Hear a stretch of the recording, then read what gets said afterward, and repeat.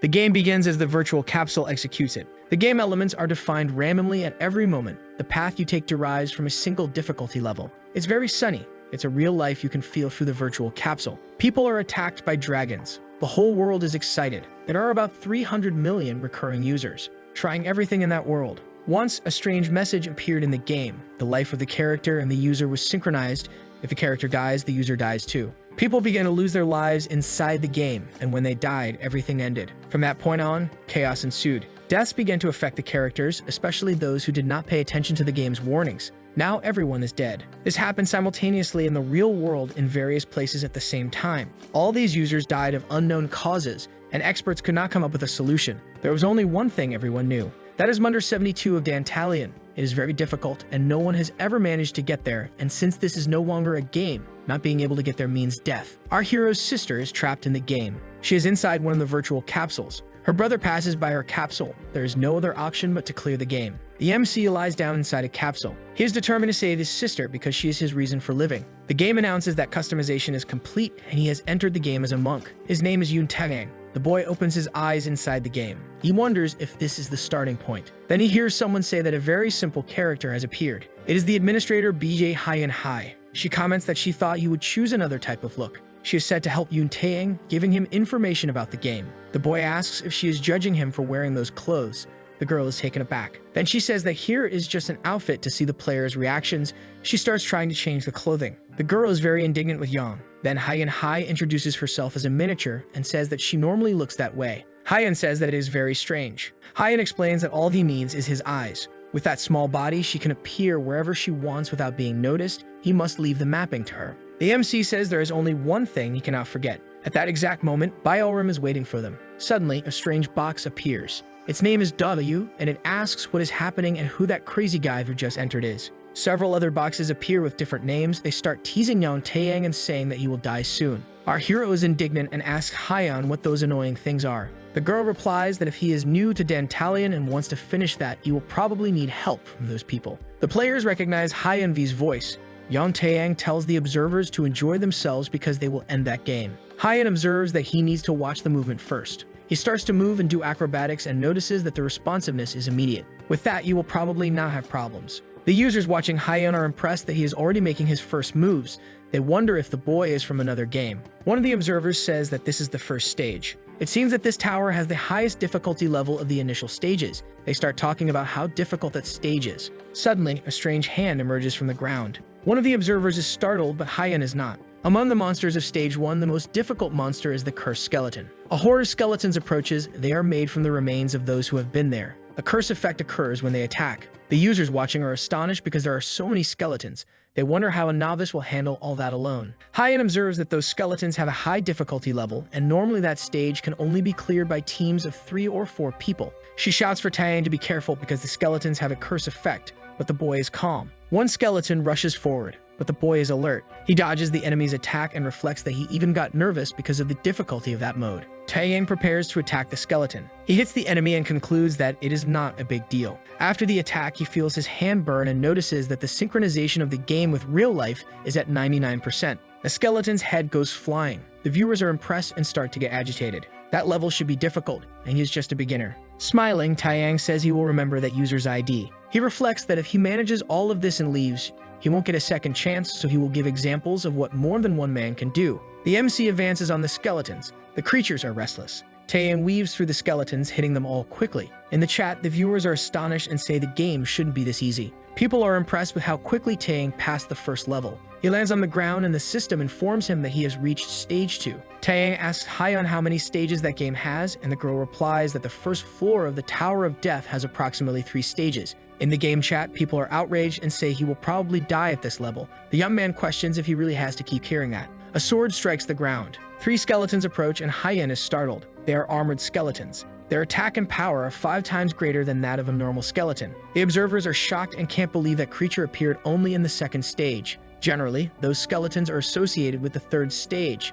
Desperate, Hyen shouts to Tae-ang that they need to retreat and come up with a strategy. But Tae-ang asks why Hyen is acting that way. He still needs to play that game. Then he questions the point of feeling intimidated by skeletons wielding a knife. The other observing players say the boy is crazy and won't get any more help. One skeleton prepares to attack the MC. The young man notes that he has been through this in other games, but in Dantalion, the synchronization is 99%. From his experience, the speed seems to have increased twofold. Compared to the enemies he fought in other games, they seem much slower. Taeyang dodges the attack. Then he strikes one of the skeletons directly. Quickly, he delivers more attacks and takes down the enemies. Just like in the first level, he flies among the skeletons, attacking each one of them. The viewers are astonished and question whether Taeyang is really a novice. The armored skeletons should be very difficult, but the young man is facing all of them with ease. Hein is amazed. She expected Taeyang to do well in the game, but he is even better. She never imagined he would be so incredible. Taeyang rushes forward at high speed. He just needs to cross a door to get through the level. Taeyang gains momentum and breaks down the door in one go. He enters and says that was very easy. Then he asks if that is the final boss.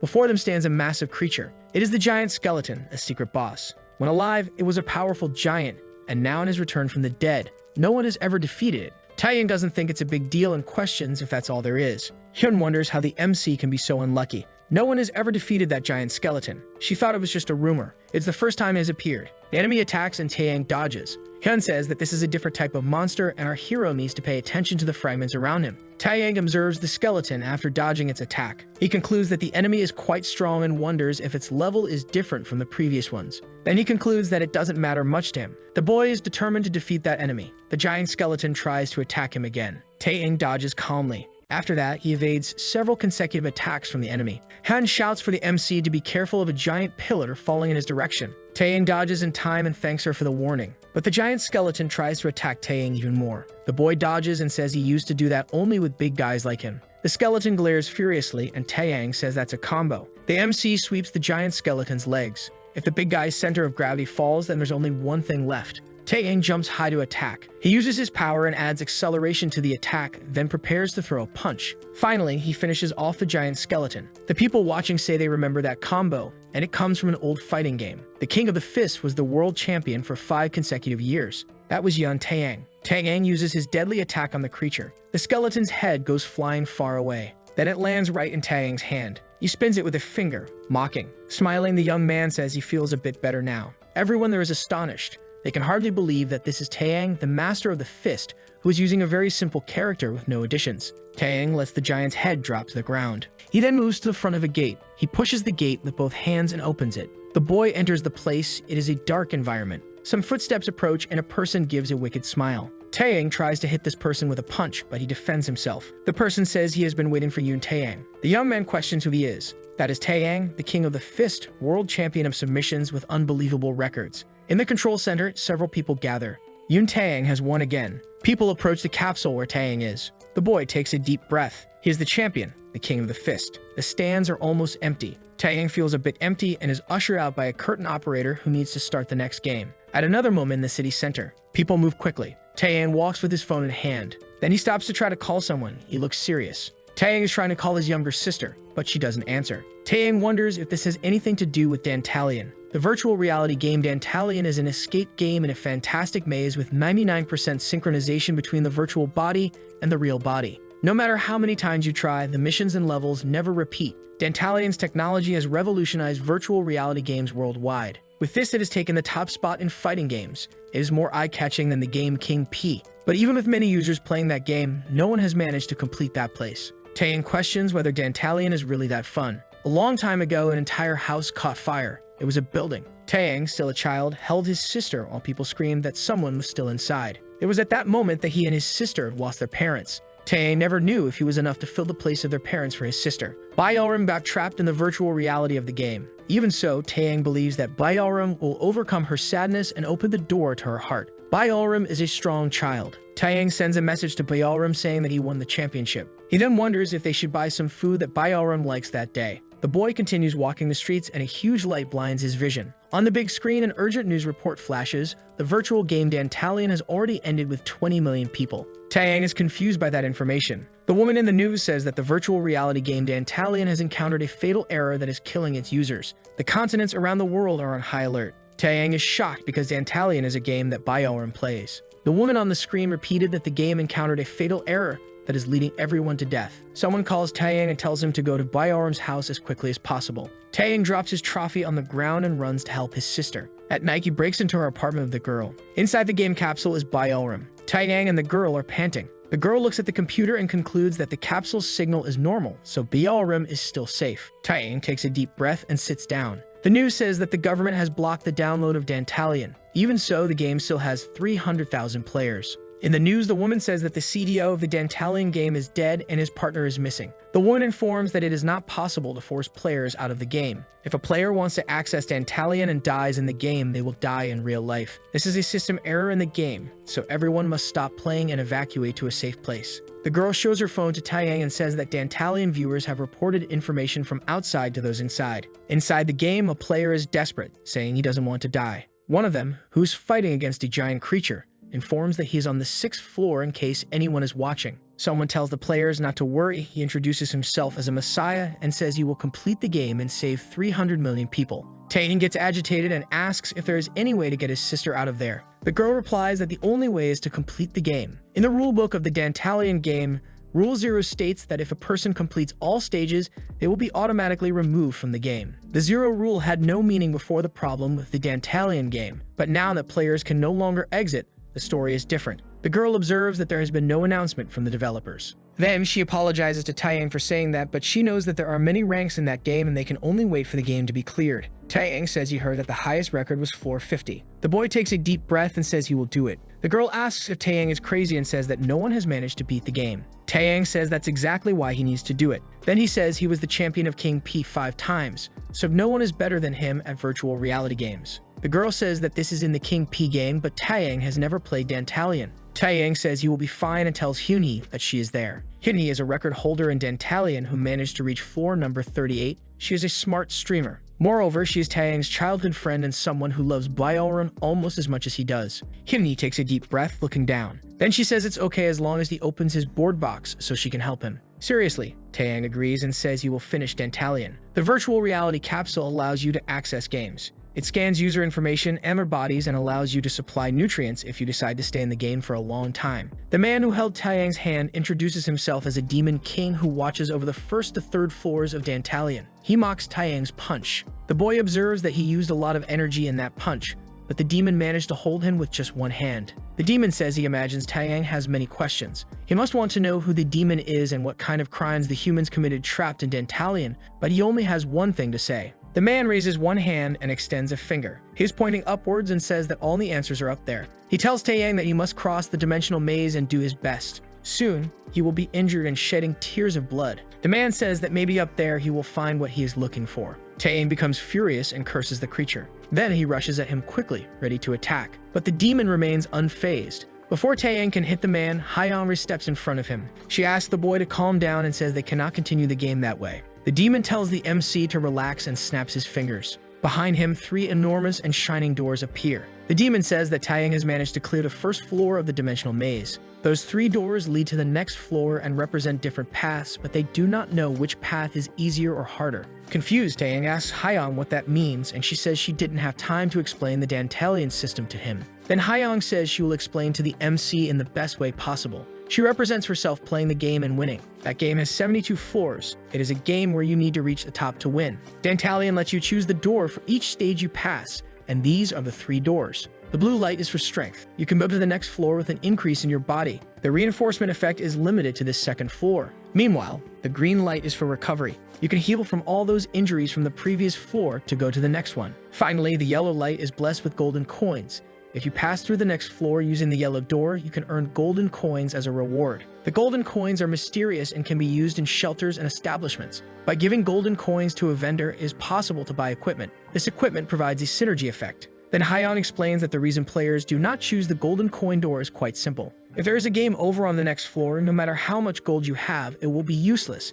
And since you do not know what will come next, strength or healing are the best choices. The demon in front of him asks which door Taeyang will choose. The strength, healing, or golden coins. Hyunhee warns Taeyang that when he opens the door, he will have to deal with the next challenge. Then the boy starts to advance. He places his hand on the doorknob of one of the doors. All the viewers are very surprised because Taeyang chose the yellow door. Then Taeyang says it's a pretty simple decision. If there's no need for reinforcement or healing, the right choice is the door of golden coins. Then the boy crosses the door. The system appears behind him, informing that he has passed the 1st stage by facing the skeletons and has achieved 3 accomplishments. Hyunhee is impressed with Taeyang's accomplishments and the boy questions if that is a good thing. Hyan complains that she explained this to him before and then asks him to open the status window. It shows that there are 3 accomplishments. Then Hyan explains that in Dantalia, accomplishments are the most important things. The character's physical abilities increase as the number of accomplishments increases. Even though there isn't much difference between 1, 2, or 3, if the number accumulates to 10 or 20, there will be a significant discrepancy.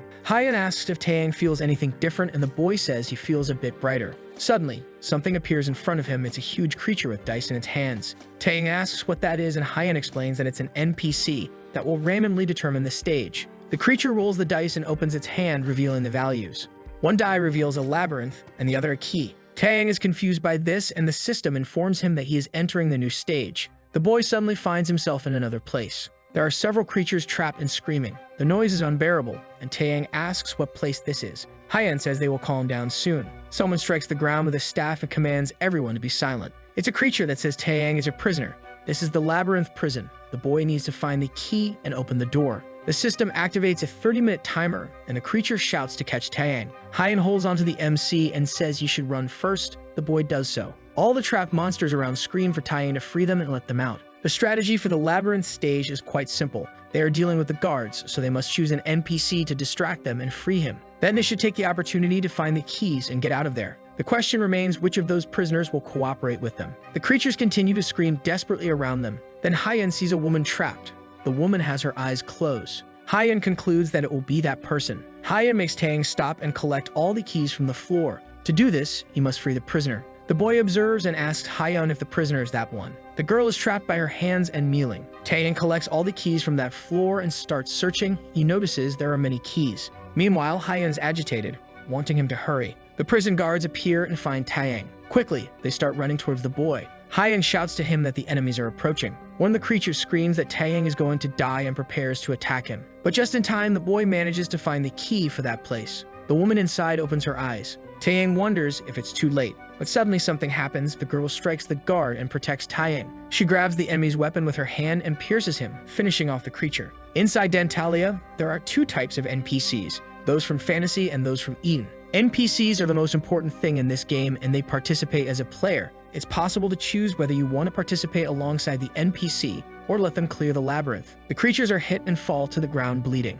The girl who's free finishes them off. Then she takes the keys from her shackles and frees herself. The shackles fall to the ground and the girl stretches her wrist. Taeyang asks if Hyan is sure that girl will cooperate with him. Then the woman kneels before him and introduces herself as the first knight of Tebas. She is the central commander of the knights and is named Akardi. Taeyang notices a figure behind Akardi. The woman thanks Taeyang for saving her and her little sister. The girl is also an NPC and is named Rudy. The boy doesn't even know what to say, and Hyan comments that the child is very small. Hikari says that if they agree to take her and her sister, she plans to cooperate with him. Taeyang says he is leaving there at that moment and that if she wants, she can follow him. Rudy asks them to wait a bit and says they won't make it in time if they go that way. The girl says she knows a shortcut and asks them to follow her. The system window informs that NPC Rudy will guide them. Hyan is indignant and questions whether there really is a shortcut there. She has never heard of it. Taeyang asks Hyan if she already knew about that shortcut. Our hero and Akardi face more creatures. They take them all down. Hyan tries to guide Taeyang in the game. The MC shouts for Rudy to go faster.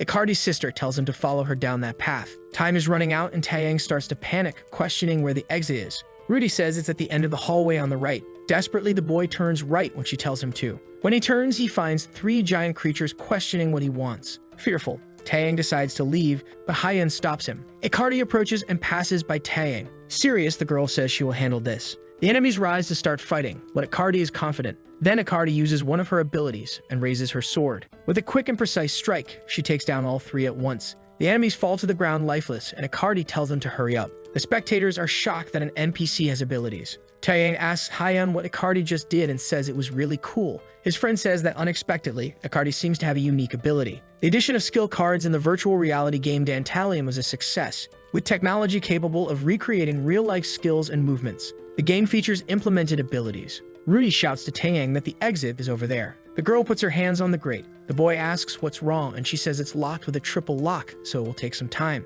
Akardi and Taeyang look back because they heard a sound. Something ominous seems to be approaching. A giant foot steps on the body of one of the defeated enemies. It's a creature much larger than the previous ones and is furious that they are escaping. The monster shouts for them to surrender and says that if they do, maybe he will let them live. Akardi looks at the monster angrily. The creature says that if they are caught, he will treat them as he pleases. Icardi and Rudy become worried. Rudy's hands start to tremble a lot. Taeyang decides to talk to her. He tells her to unlock the door calmly and not to worry about them. Taeyang concludes by saying he will stop it. Nervous, Rudy agrees their time's almost up. Taeyang stands in front of the monster, and the creature says it heard about a rat in the prison. It tries to get our hero with a blow, but the boy dodges. The monster asks if the rat is the boy. The impact of the attack crushes the cells that were still intact. The monster runs after Taeyang, trying to hit him, but the boy dodges all the attacks. The creature begins to get furious. Taeyang observes that he is actually strong but is acting very foolishly. The move Icardi showed him was very different from this. The boy asks Hyeon if she thinks he is capable of doing that cool move. The girl tries to explain that it's not that easy.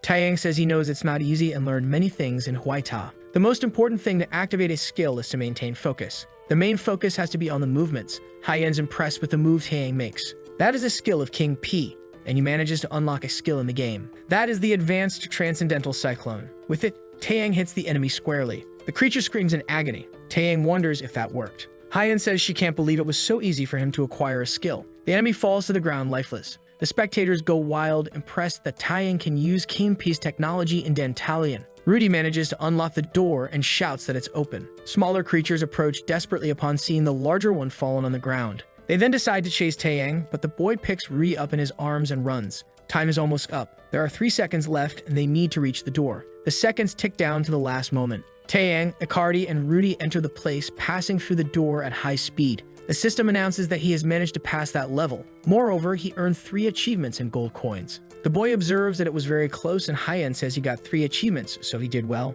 Taeyang looks at Icardi and Rudy in front of him. Icardi approaches and thanks him. She says he saved her and her sister. She plans to repay him with her life. Hyeon explains to Taeyang that it is possible to clear a tower with an NPC he met at some stage. Rudy takes the MC's hand and the boy is astonished. The system informs that NPC Rudy is grateful to him and the girl thanks him. Taeyang remembers when his sister held his hand in that same way. She would tell them that she had a very fun day, and she would ask them to play again the next day. The young man observes that girl and concludes that he doesn't want her to go her own way, so he lets go of her hand. Taeyang tells them to separate at that moment, and the viewers are shocked that he refuses such a strong NPC. Icardi and Rudy leave. Hyeon says it would be interesting to have someone by his side and questions if Taeyang will be okay alone. The boy says he will be fine and asks them to hurry. Then they open a door and walk through it. Inside, he is startled and calls out to the person he sees. The woman asks how much longer Taeyang plans to stand in front of the door. She is the entangled queen named Aquanella. Aquanella asks if Taeyang isn't going to come closer, and the system informs that he needs to fulfill the queen's requests.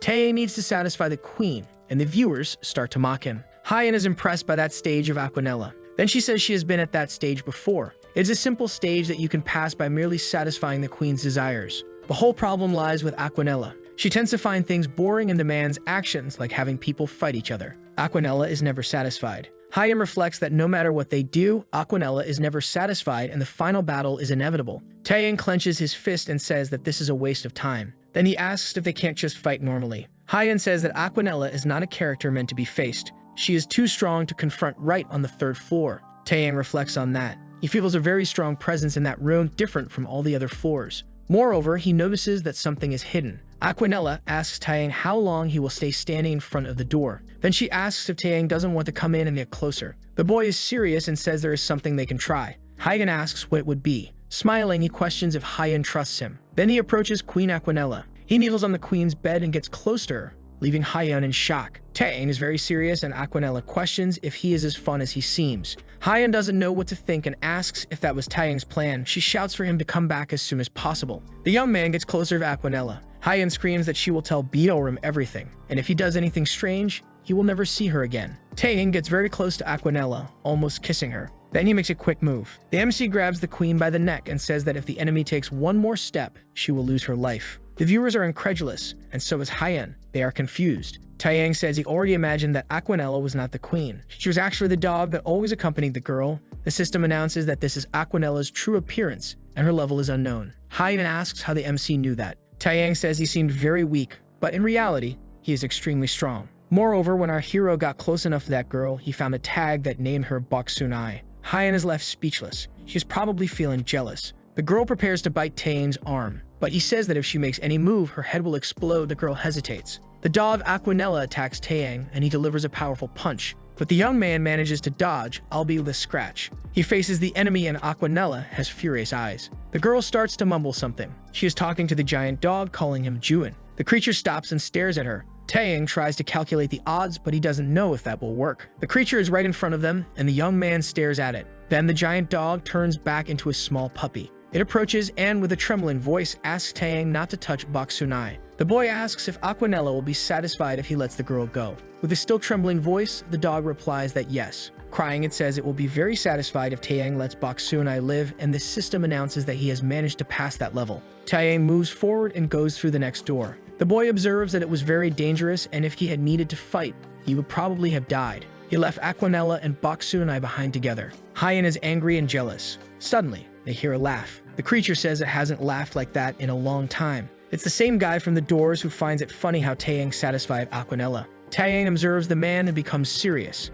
He snaps his fingers. Then the system announces that he has managed to pass that level and earn 3 more achievements, along with 11 gold coins. The man speaks to the player, Taeyang. He says that the boy managed to get through all 3 floors he prepared. By finishing those floors, Taeyang can move on to the next one. Hyan comments that this time there is only one door, and Taeyang asks the man if he can just go through the door. Then the man replies that yes, since there is only one, he doesn't need to worry and should proceed. The next floor is known as a sanctuary for players. There he will be able to meet various NPCs who will stay with him, as well as other players. Taeyang asks Hyan if she thinks Biorim will be there. The girl says there's a chance, but they should look first. The boy just wants his sister to stay strong because he plans to finish that tower as quickly as possible. Then he moves forward. He steps up and stops in front of the enormous door. Suddenly, a system window appears before him. Context of someone saying they could feel the battle and have never seen anything like it. Hyan explains that this is the report card, which is made by the person in charge of the floor. The Demon King evaluates how interesting the player is and his actions.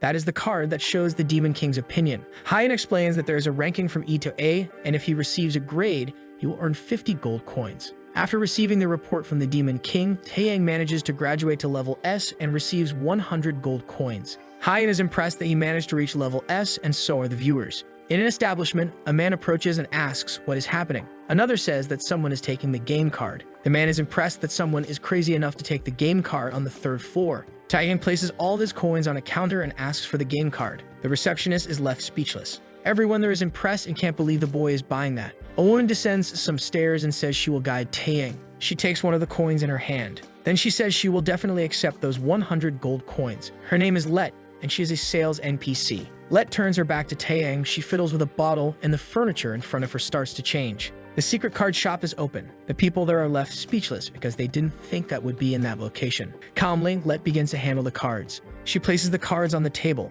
Then she asks Taeyang to turn the card face up. The boy looks back. Everyone is around him looking incredulously. Taeyang asks if he can do that somewhere else, but Let denies. Hyan observes that this is terrible. Humans let themselves be carried away by desire for things when they see them. The demons stimulate their desires. As a demonstration of their valuable treasures, those players will fight. She believes they will give their lives for that. Taeyang takes a deep breath. Then he flips the cards, receiving a rare martial artist equipment that increases his agility. The people around are incredulous that he managed to get a rare card and start to get agitated. Hyan is impressed and says that the chance of getting a rare card is only 5%. The viewers are agitated too. The rankings of the cards in Dantalia are normal, uncommon, rare, unique, and legendary. The rare one has 3 abilities and a rare level equipment. The viewers start to express their opinions and become very nervous. Taeyang asks them to be quiet for a moment. One of them says that the MC should equip the rare martial artist item and acquire the secret synergy. The boy notes that Dantalia has a synergy system. Additional synergy effects are associated with all equipment and skill cards. If you accumulate them, you can evolve. The more synergy of the same type you accumulate, the better the effect. Then Taeyang decides to take the rare martial artist equipment, which increases his agility, strength, and holiness. The seller Let asks if he is sure, and our hero confirms. Then she hands the card to Taeyang. The system asks if the boy wishes to equip that equipment, and he replies yes. A huge light emanates. The system informs that he is equipped with that rare belt that shines at his waist. Everyone is impressed. Taeyang looks back and sees the people sitting at the tables watching him with malicious eyes. The hero observes that the people there seem rebellious, and Hyan says that at least it's not possible to fight in that place. Taeyang notes that it will be painful to start the next day as he enters the lodging. As expected, there is no special treatment there. The boy says that Hyan should rest. She asks if he is tired and tells him to take the opportunity to relax. The viewers ask him not to turn off, but he selects that he has completed the acquisition of tags. He lies down on the bed, exhausted. Even within the game, one needs to sleep. Taeyang has a nightmare and remembers the day he was with his sister when the house caught fire. On that day, his mother was trapped inside the building and his father decided to go after her.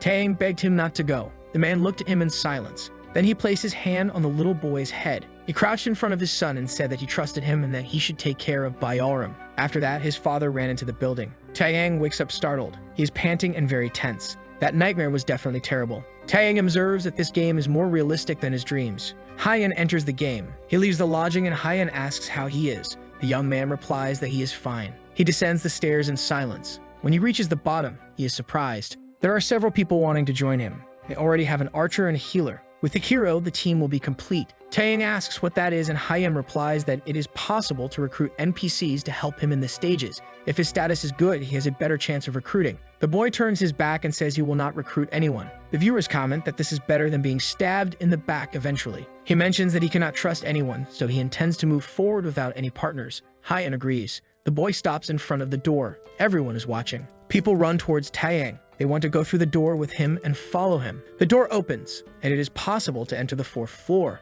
Upon entering, you emerge in a place with a blue sky and birds. Taeyang is there, and several people have followed him. The boy asks if the 4th floor is a forest. Everyone there is startled by something. It is a person approaching. The people turn to her, frightened. Hyan explains that she is the demon lord who controls things from the 4th to the 6th floor. Her name is Andromalius.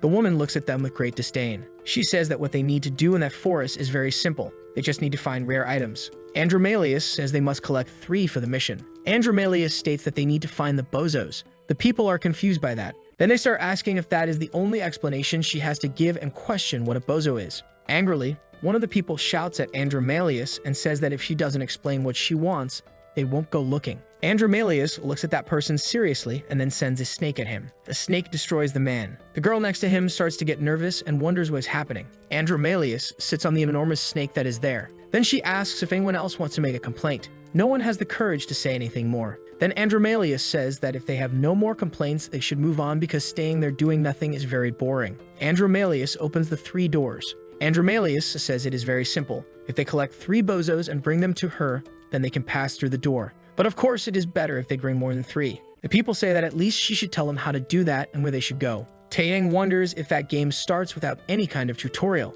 Hyan medges the boy and says that all he will have to do is listen to her. Taeyang moves forward into the forest. Unlike the NPCs participating in the game without any information, thanks to the nature of the game Dantalion, players who have made that type of journey hundreds of thousands of times share information about the stages. This way, it is possible to know how to get through the game, and in this sense, Taeyang has an advantage. Hyan guides him. The mission is to find the bozos hidden in the forest and bring them to Andromalius, who is in a clearing right in the center. These bozos can be hidden throughout the forest, among the trees, buried in the ground, and the more powerful the creature or the taller the tree, the greater the chance of finding them. The important thing is to move quickly. The number of bozos decreases practically over time. Thus, they begin to kill each other to steal the bozos. Taeyang agrees that it's better to find everything before that place becomes too dangerous. The viewers wonder what he is doing going deeper into the forest. Taeyang stops in front of a huge tree. He asks Hyan if that is the largest tree in the area, and the girl agrees. Someone donates 10,000 won and informs that there is a snake 20 meters below the ground, near the roots of the tree. Hyan observes that this is very good information. If they find clues around, they might locate the entrance to the snake's den. Hyan says she will conduct a search. Taeyang reflects on the fact that it is below ground and that this type of underground activity is possible. Then he lifts his foot. Worried, Hyan asks what he is planning to do. The boy strikes the ground hard, causing it to break beneath his feet. He falls underground. Hyan asks if the MC also has that kind of ability. Taeyang says it is not necessarily an ability, but a change in the stage of the game system he used to play. That should work in that game too. Just break the ground to descend to the lower stage. Hyan observes that since Taeyang is strong, he doesn't even need to use his brain. They land underground. The viewers are impressed by the size of that den and comment that they have never been there before. Hyan says there are no living creatures inside that tunnel. That entire area belongs to a single snake. Hyan reflects that the more powerful the life form and the harder it is to reach the location, the greater the chance of finding a clue. Hyan notes that the boss monster of that stage is the giant snake that lives in that tunnel. Its name is Arkachin. Hyan comments that Arkachin does not move during the day, so this is their chance. Suddenly, they hear a loud noise. People land beside them. One of the members of that group says that Taeyang found a beautiful place. Those people seem to be following the boy. Hyan observes that those people have been behind them since early on. The MC says she took a while to realize the situation is starting to get complicated. Something scares Taeyang. Upon looking closely, those people seem strange as if they were zombies. Hyan is shocked as well. Then she screams to Taeyang that this is mind control magic. One person laughs, mocking him for calling his power mind control. Then he says it is natural for humans to follow the one who is stronger. The man is using an artifact, the tentacle sword, that can control people with magic. Hyen bangs on the table and questions how that man can have that artifact if he is only on the 4th floor. She thinks it could be a fraud. The man points his weapon at Taeyang. He says that if the boy hands over his rare card, at least he will spare his life. But Taeyang mocks him because he has no interest in giving him his card. Angry at seeing that Taeyang will not hand over his card, the man orders his minions to advance. They try to hit the boy with various attacks, but the boy manages to dodge. Taeyang reflects that he can win and has no reason to lose. He has achieved 3 accomplishments at the same level, which means he has grown a lot. The difference is like that between a child and an adult. Our hero retaliates against the attacks. He knocks the enemies to the ground. Watching this, the man starts to laugh and says he thought Taeyang was just a lucky boy who got a good card. But it seems he is much stronger than he thought. Hyen is worried about that man. It seems he is being enhanced by the power of the magical artifact he possesses. He has obtained a weapon that does not match his level. The man raises the sword above his head and shouts that Taeyang is challenging him. Hyen screams for him to be careful because if he is touched, his mind will be controlled. At that moment, he has no defense against the magic, so a single blow is enough. The man launches the tentacles toward Taeyang. The boy manages to dodge the attack, but that came very close. The man asks where the MC thinks he is going to run away while the boy dodges his attacks. Then the man asks if Taeyang does not want to feel his power. He launches one of the tentacles toward one of his slaves. The zombie is hit in the head. Quickly, he is consumed by the tentacles and begins to take on a strange form. Filled with rage, the zombie tries to attack Taeyang. Once again, the MC manages to dodge, but that zombie does not give up trying to attack the MC. The boy looks filled with fury. The minions seem soulless, and the man is just standing there. Suddenly, the ground begins to tremble and give way. Hyen is startled by this. Then she screams to Taeyang that they need to get out of that cave right now. The boy starts to run. He jumps onto the rocks to escape that hole while people fall. The man tries to chase Taeyang. As he attempts to climb to the surface, he is hit by a rock fragment that pierces his chest. In that situation, he drops the artifact and ends up feeling consumed. Taeyang holds onto a rock and looks down. Injured, the man is hanging from a rock and calls for help. He begs the MC to save him. Hyen asks what Taeyang is doing and shouts that he needs to get out of there as soon as possible. The boy sighs and then extends his hand to the man. The man is startled because he didn't expect that. Then he thanks the hero. He holds his hand while his magical artifact flies behind him. Thanks to the power of the artifact, the man stops in shock. He can't hold on and falls. The man sinks into the darkness while screaming until he disappears. Suddenly, he is swallowed by a gigantic creature. From below, something very frightening emerges. Taeyang wonders what that is.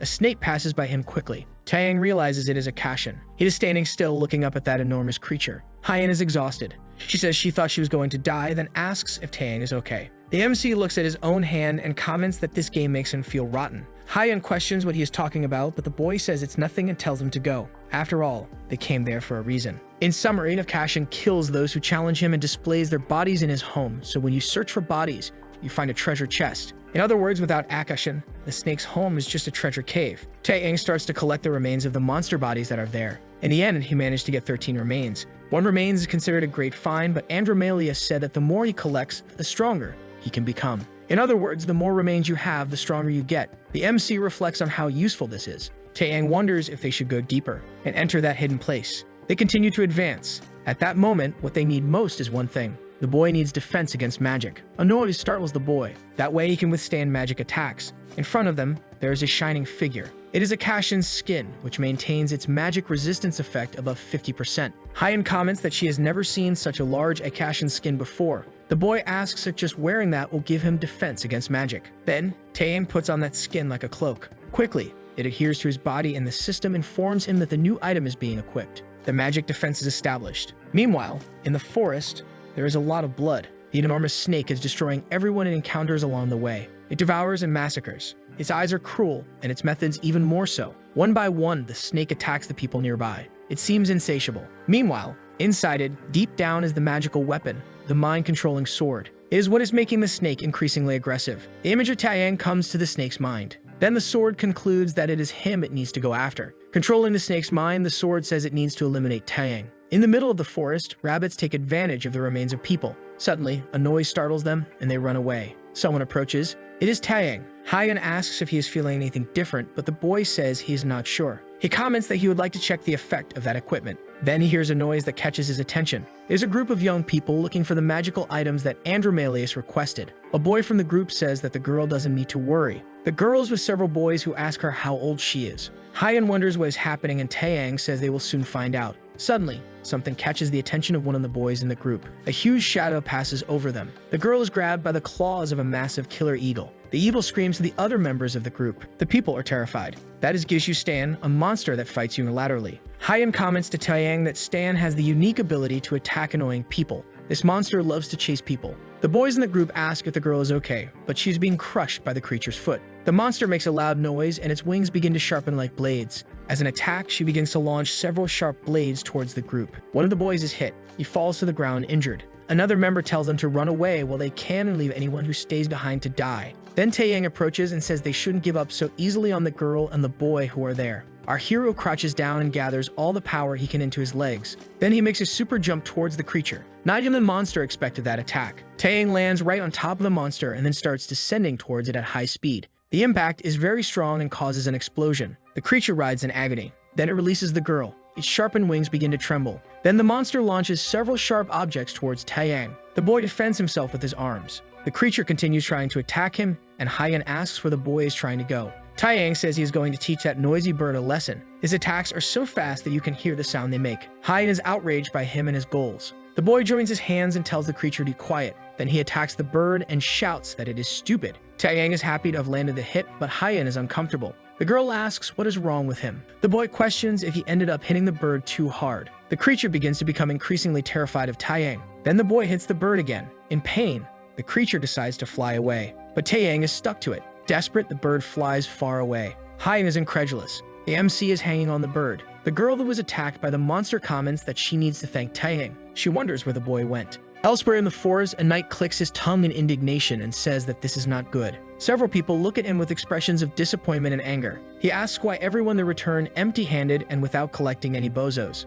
One of them says that the Akashan snake, which is difficult to eliminate, changed shape suddenly, and since they didn't want to die, they ended up fleeing. One of the boys points at Andromalius and says that evil is sitting right there and that place should be safe. Andromalius yawns, bored with that group. The knight there begins to think that this is not good at all. Many of them fled in fear of Akashan and ended up changing their plan to attack those players who were providing support like him. The knight is tense and reflective. He wonders if, in that forest of evil spirits, anyone will be able to collect bozos. Everyone there has a look of fury, just waiting. The knight concludes that if no one appears with the bozos at that moment, that place will become a sea of blood. Taeyang comments that he didn't expect them to get this far, but Hyan tries to console him by saying that at least he managed to get 5 more bozos. He comments that he didn't imagine he would find bozos instead of eggs in that nest. The boy mentions that besides that, he got something useful. They are the evil's feathers, sharp as blades, and can be used as weapons. Looking at the creature curled up in the corner, Taeyang comments that he feels sorry for it. The boy wonders if that bird can lay eggs. Then the boy climbs down from the tree and the nest. Upon landing on the ground, he remains calm. Hyan comments that the forest is very quiet. Taeyang says that there are no beasts, birds, or even an insect. In fact, he hasn't seen any creature at all. Suddenly, the boy hears something and crouches behind a rock, and Hyan asks what happened. He replies that something is approaching. A thunderous noise echoes through the dark forest. A creature with paws and huge claws approaches. It is a vanguard tiger named Mazu, and is the second strongest monster in the forest. It tears apart its enemies with swift movements. Hyan asks if Taeyang was referring to that old tiger, but he replies that he is not. It is not that kind of energy he is feeling. It is something much greater. Suddenly, something strikes the tiger, ending it. It is the snake that grabbed the feline by its body with its mouth. The snake finishes off the tiger in a swift movement with its mouth. Hyan is horrified by this and comments that Akashan was not like that. The snake begins to smell something and with a sinister voice says is the smell of humans. Furious, Akashan screams that it has finally found Taeyang. The snake tries to attack the boy, but he dodges. The MC wonders what is happening with that snake. It seems very different from how it was before.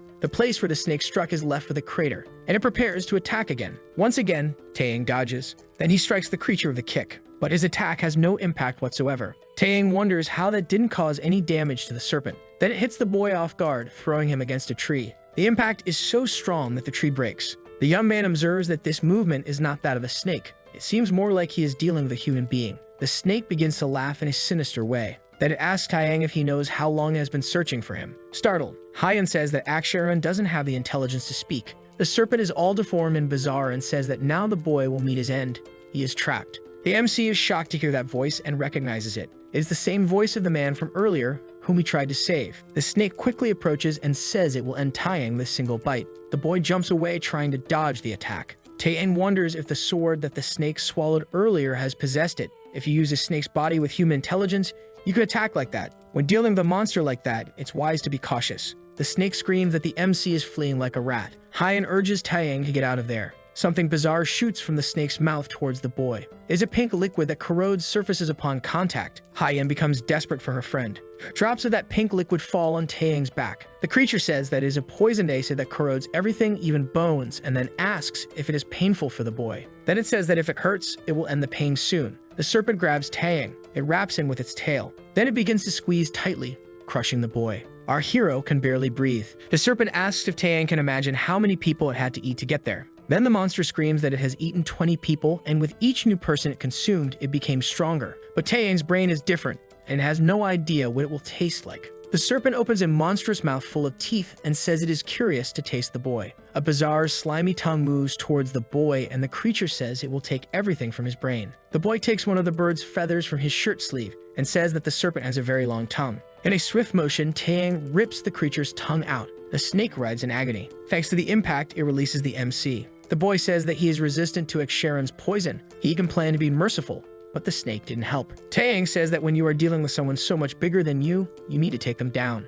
In a quick movement, the boy pierces the creature with that sharp blade, saying that this is just the basic lesson. The blade pierces the snake's eye. The snake screams and Taeyang jumps away from it. Well, then he says he will use the same power he used to break the ground earlier. The snake becomes very afraid. The hero says he doesn't know if this will work on that creature. Even so, he charges forward at high speed. With a single impact, he strikes the snake. The attack is so strong that the creature falls to the ground. Well, it disintegrates into pieces. The sword that was dominating its brain and controlling it comes out of it. Taeyang steps on the sword, which allows him to wait a moment because it is still not late enough. The sword asks if he doesn't want to become stronger by using it, but the boy says he doesn't need that. With a single step, he breaks the entire sword. The MC looks at the serpent lying on the ground, split in half, and reflects that this creature can't even be eaten. Hyan comments that the boy seems to be very hungry. The boy says that Hyan should eat too. After all, Dantalion's characters also need to eat. The day begins to set. Andromalius caresses her snake. She talks to the creature as if they were intimate. She asks if the snake is dealing with that boy alone.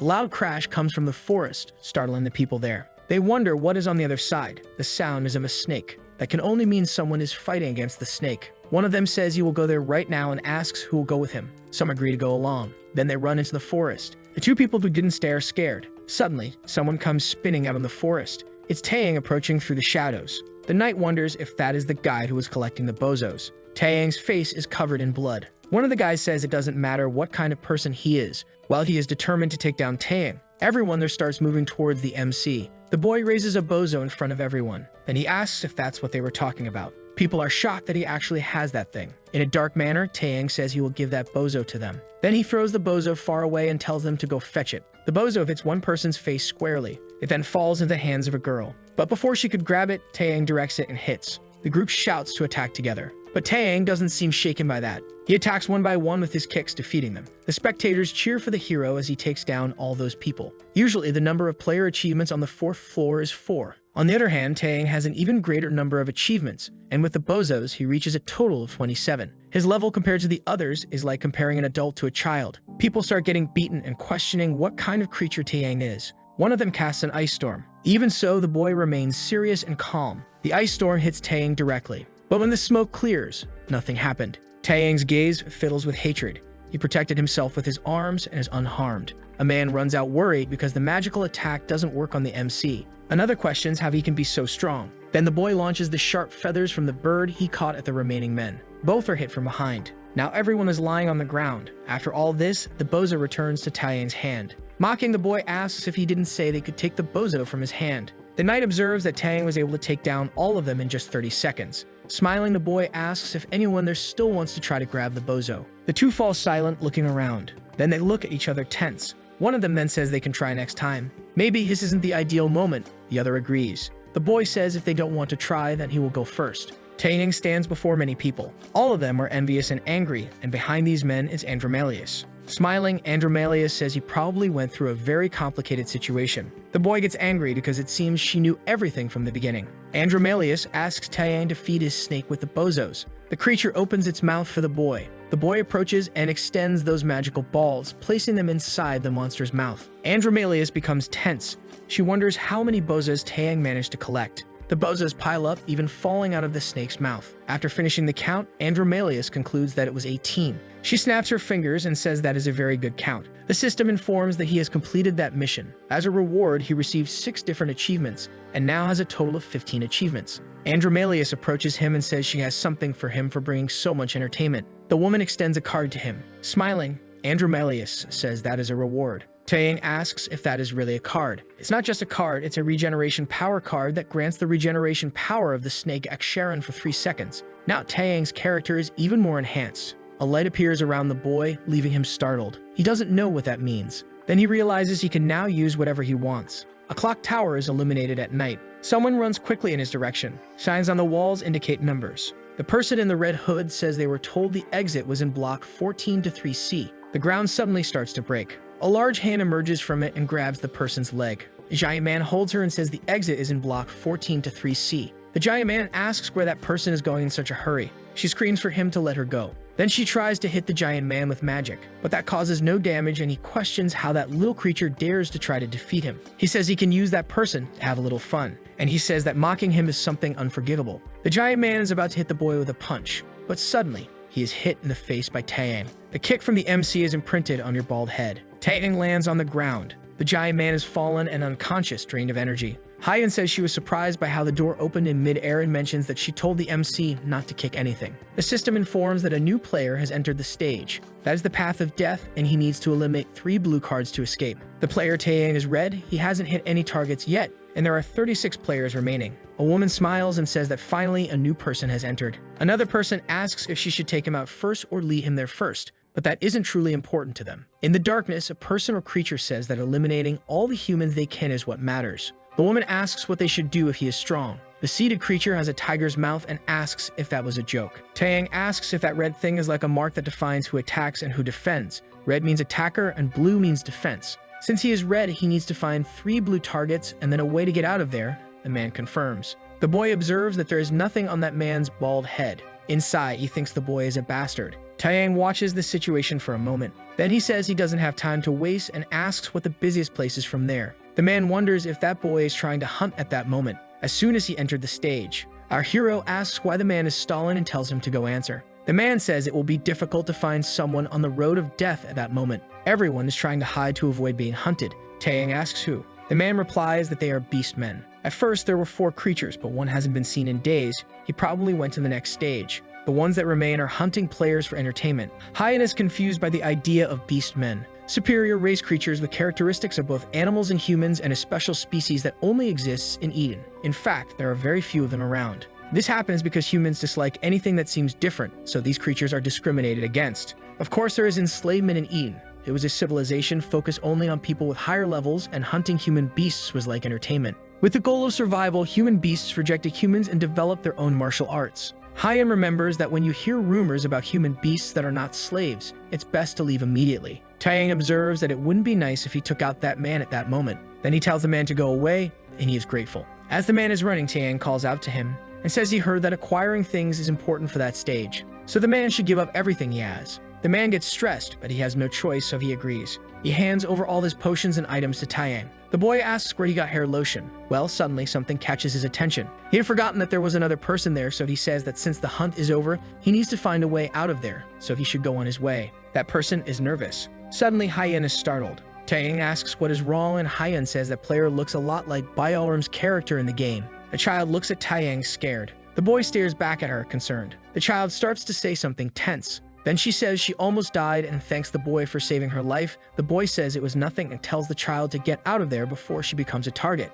The child talks about Taeyang's hands. He extends his hand and she places something there. She tells him to be careful of the beastmen. Then she runs away. Hyeon tells him to go too. Taeyang sees that the girl gave him a vial of medicine. He reflects on the beastmen. Meanwhile, the child runs as fast as she can, as far away as possible. She tries to reach door 14-3C. Excited, she says she finally found a way out of there. But before she can cross the door, something surprises her. It's the big man who is there spying. She asks what he is doing there, and if he isn't going to give up on chasing her. The man has a deep, empty look. Suddenly, a hand reaches forward. She is holding just the head of that man. The beast woman approaches and says that someone is hiding very well there. But it is a relief to get rid of that man because he was very rude. so he ended up annihilating him before he could say anything. A foolish man approaches and tells the girl to start revealing the player's location and where she saw him recently. The girl reflects that she cannot tell them that, and even if she did, they would end her right after. One of the creatures says that she is very loyal for a human, but that doesn't matter. The smell of that boy on her body must be enough. He approaches the girl, who is trembling with fear. Then he says that the hunt is just beginning. The girl in the red hood is lying on the ground and seems to have no more life. She appears on a big screen in a place that looks like a cinema. Andromalius says that Mute, the beast tiger, is the most interesting to watch at that moment. A woman says that at the lower levels, the beast humans are the most interesting. When you go up, cooperation starts to become mandatory and everyone sees their limitations.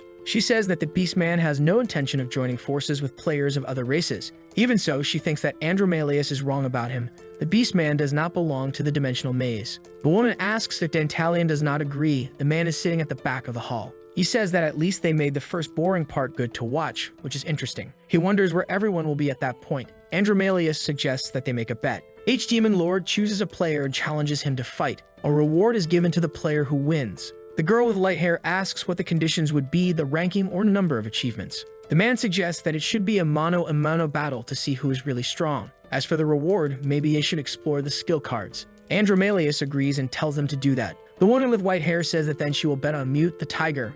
After all, in terms of skills and levels, he is probably the strongest below the 5th floor. Andromalius says that he will also bet on a beast, the wolf beast, Balkar. If he leads to a fight with a fatal ending, only the stronger side will survive. The man reflects that the two decided to bet on beasts. Andromalius is curious about the choice that Dantalion will make. After all, the only beast left was Eren, the fox. To their surprise, Dantalion bets on Taeyang. The women are in shock. Indignant, the woman with white hair says that the limit for Earth players is 445. Above that, they become very mediocre. They are just a dumb species. Andromalius reflects that Taeyang really has very good skills for the 4th level, but he cannot be compared even remotely to the skills of a beastman. Smiling, Dantalion says that he is quite confident. Belia lies back in the chair, unable to believe it. Smiling, Andromalius questions what Dantalion is up to this time. The three return to watching. Only then will they be able to find out who has the sharper eye. Taeyang opens a drawer looking for something, but he doesn't find it. Then he opens several others, rummages through trash, breaks things, but he doesn't find what he's looking for.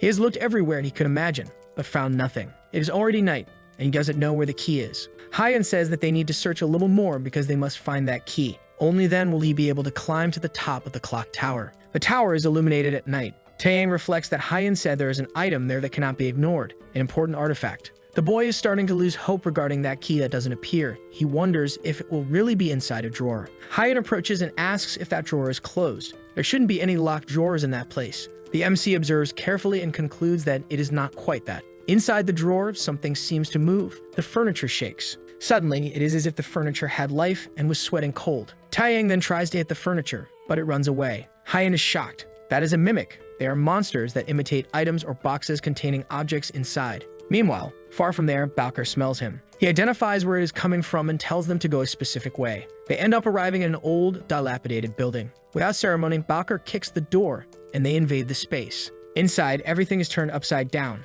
but is empty. Confused, Balkar says that Taeyang is moving very quickly, and he wonders what the boy is trying to achieve. Eren says that this is very strange because the boy shouldn't know that he was supposed to go to the factory. After all, they burn all the maps except for their own. Eren points to a factory of the map. She says that there are now 3 factories left in Sector D. Balkar says that they will find him. Eren smirks, and the tiger Mute says that this is great for entertainment. The 3 leave in search of him. A key spins in the air, and Taeyang catches it with his hand. He is excited because he finally got the key to the clock tower. Moreover, the mine was already experienced. This was almost as quick as Akashin. Hyan tells him to hurry because it's almost time. The bell starts to toll out of nowhere. An announcement says it's time to change shifts. Blue and red markers will be above the player Taeyang. He feels nervous and confused about having both markers. Suddenly, Balkar appears before him. Hyan is shocked, and the boy confirms that it seems they are going to face some turbulence. Excited to find Taeyang, Balkar opens a cruel smile. He says that in the end, the luck of the beastman is on his side. Taeyang and Balkar stand facing each other. The boy has both the red and blue markers above his head at the same time. Player Balkar also receives both markers.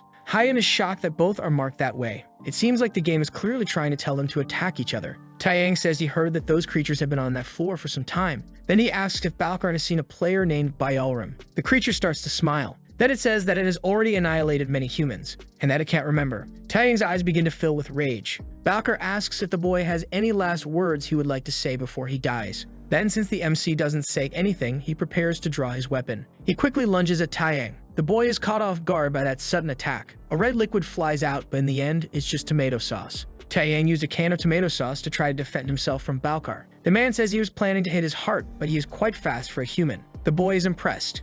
Balkar's attacks are very sharp and quick. Moreover, the strike of his sword resembles a wolf's bite. The creature asks if Taeyang thinks he will be able to escape. The boy needs to prepare for that fight. Then he defends against Balkar's sword. His goal is to break that sword above all else. The weapon flies far away. Only a piece of it remains in Balkar's hand.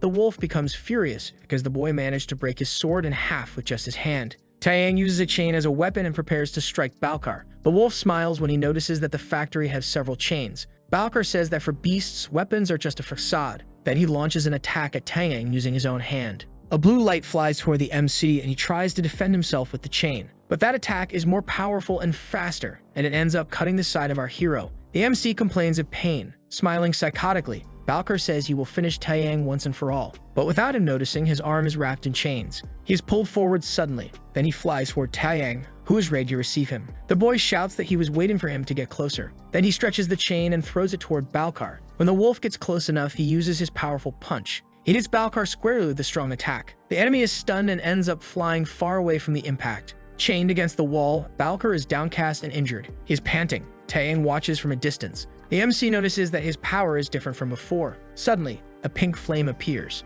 Taeyang is confused. Several flames appear around him. A huge explosion occurs. From a distance, Erin starts laughing. The woman says it seems that Balkar can't do anything on his own without her help. Then she asks if Balkar missed her. Then Erin mocks Balkar, saying that he couldn't even handle a mere human. The man replies that he just let his guard down a bit. Taeyang comments that it's already hard enough to fight against one, so against two, it's almost impossible. Hyan agrees and says that Beast is a very powerful mage. Erin is impressed that she attacked the MC with her foxfire and he is still alive. Maybe he is a bit stronger than the other humans. Then she uses another spell and says she wants to see if Taeyang will survive this time as well. She raises her two fingers to the sky and invokes the fox's magical ability. A pink circle forms in the sky around the waning moon, enveloping the celestial body and making the moon appear full. Erin says it has been a while since Balkar showed his true colors to a human. Balkar is panting and angry, and his eyes begin to turn more reddish. Using all of his strength, he manages to break free from the chains. Then he stops in front of Taeyang. Thanks to the full moon, Balkar has turned into a wolf. He howls, showcasing all his power.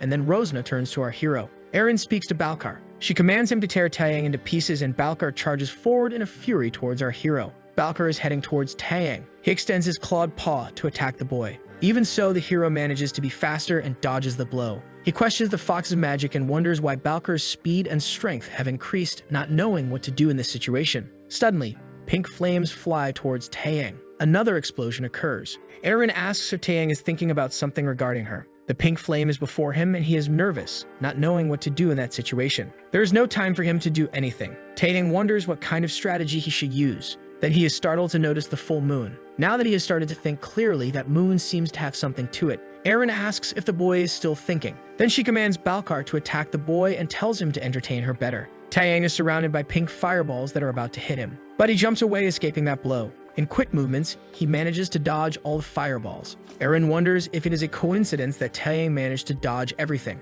She is very shocked by the situation. Then she notices that Taeyang probably predicted where her fireballs would fly. The boy approaches, he has finally managed to get there. Taeyang concludes that the feeling he had when he used his Valshur. Everything is fine even under the full moon and with the fire fox. He can identify her mana, but the mana that the boy gained from achieving 15 feats seems to be quite similar to hers and is flowing through his body. Taeyang clenches his fist. If he can focus on that first, he might have a chance. Erin looks at him with disdain. She notices that the boy is starting to gain control over his mana. Then she screams at Balkar, not to give Taeyang time to think. The wolf charges towards the MC, ready to attack him. But at the same time, Taeyang runs towards him, preparing to deliver another violent punch to the creature. Balkar leaps onto the boy, and he raises his fist. Then he delivers a furious blow to Balkar's belly, sending him flying away. With that, he even strikes the full moon, causing it to shatter. Where the moon shatters, the wolf before him with a pierced belly begins to weaken. Erin cannot believe that Taeyang has broken her spell. And worse than that, he did it in just one blow. Using the wolf as leverage, he jumps high towards Erin. Taeyang says it is necessary to finish off the mage first.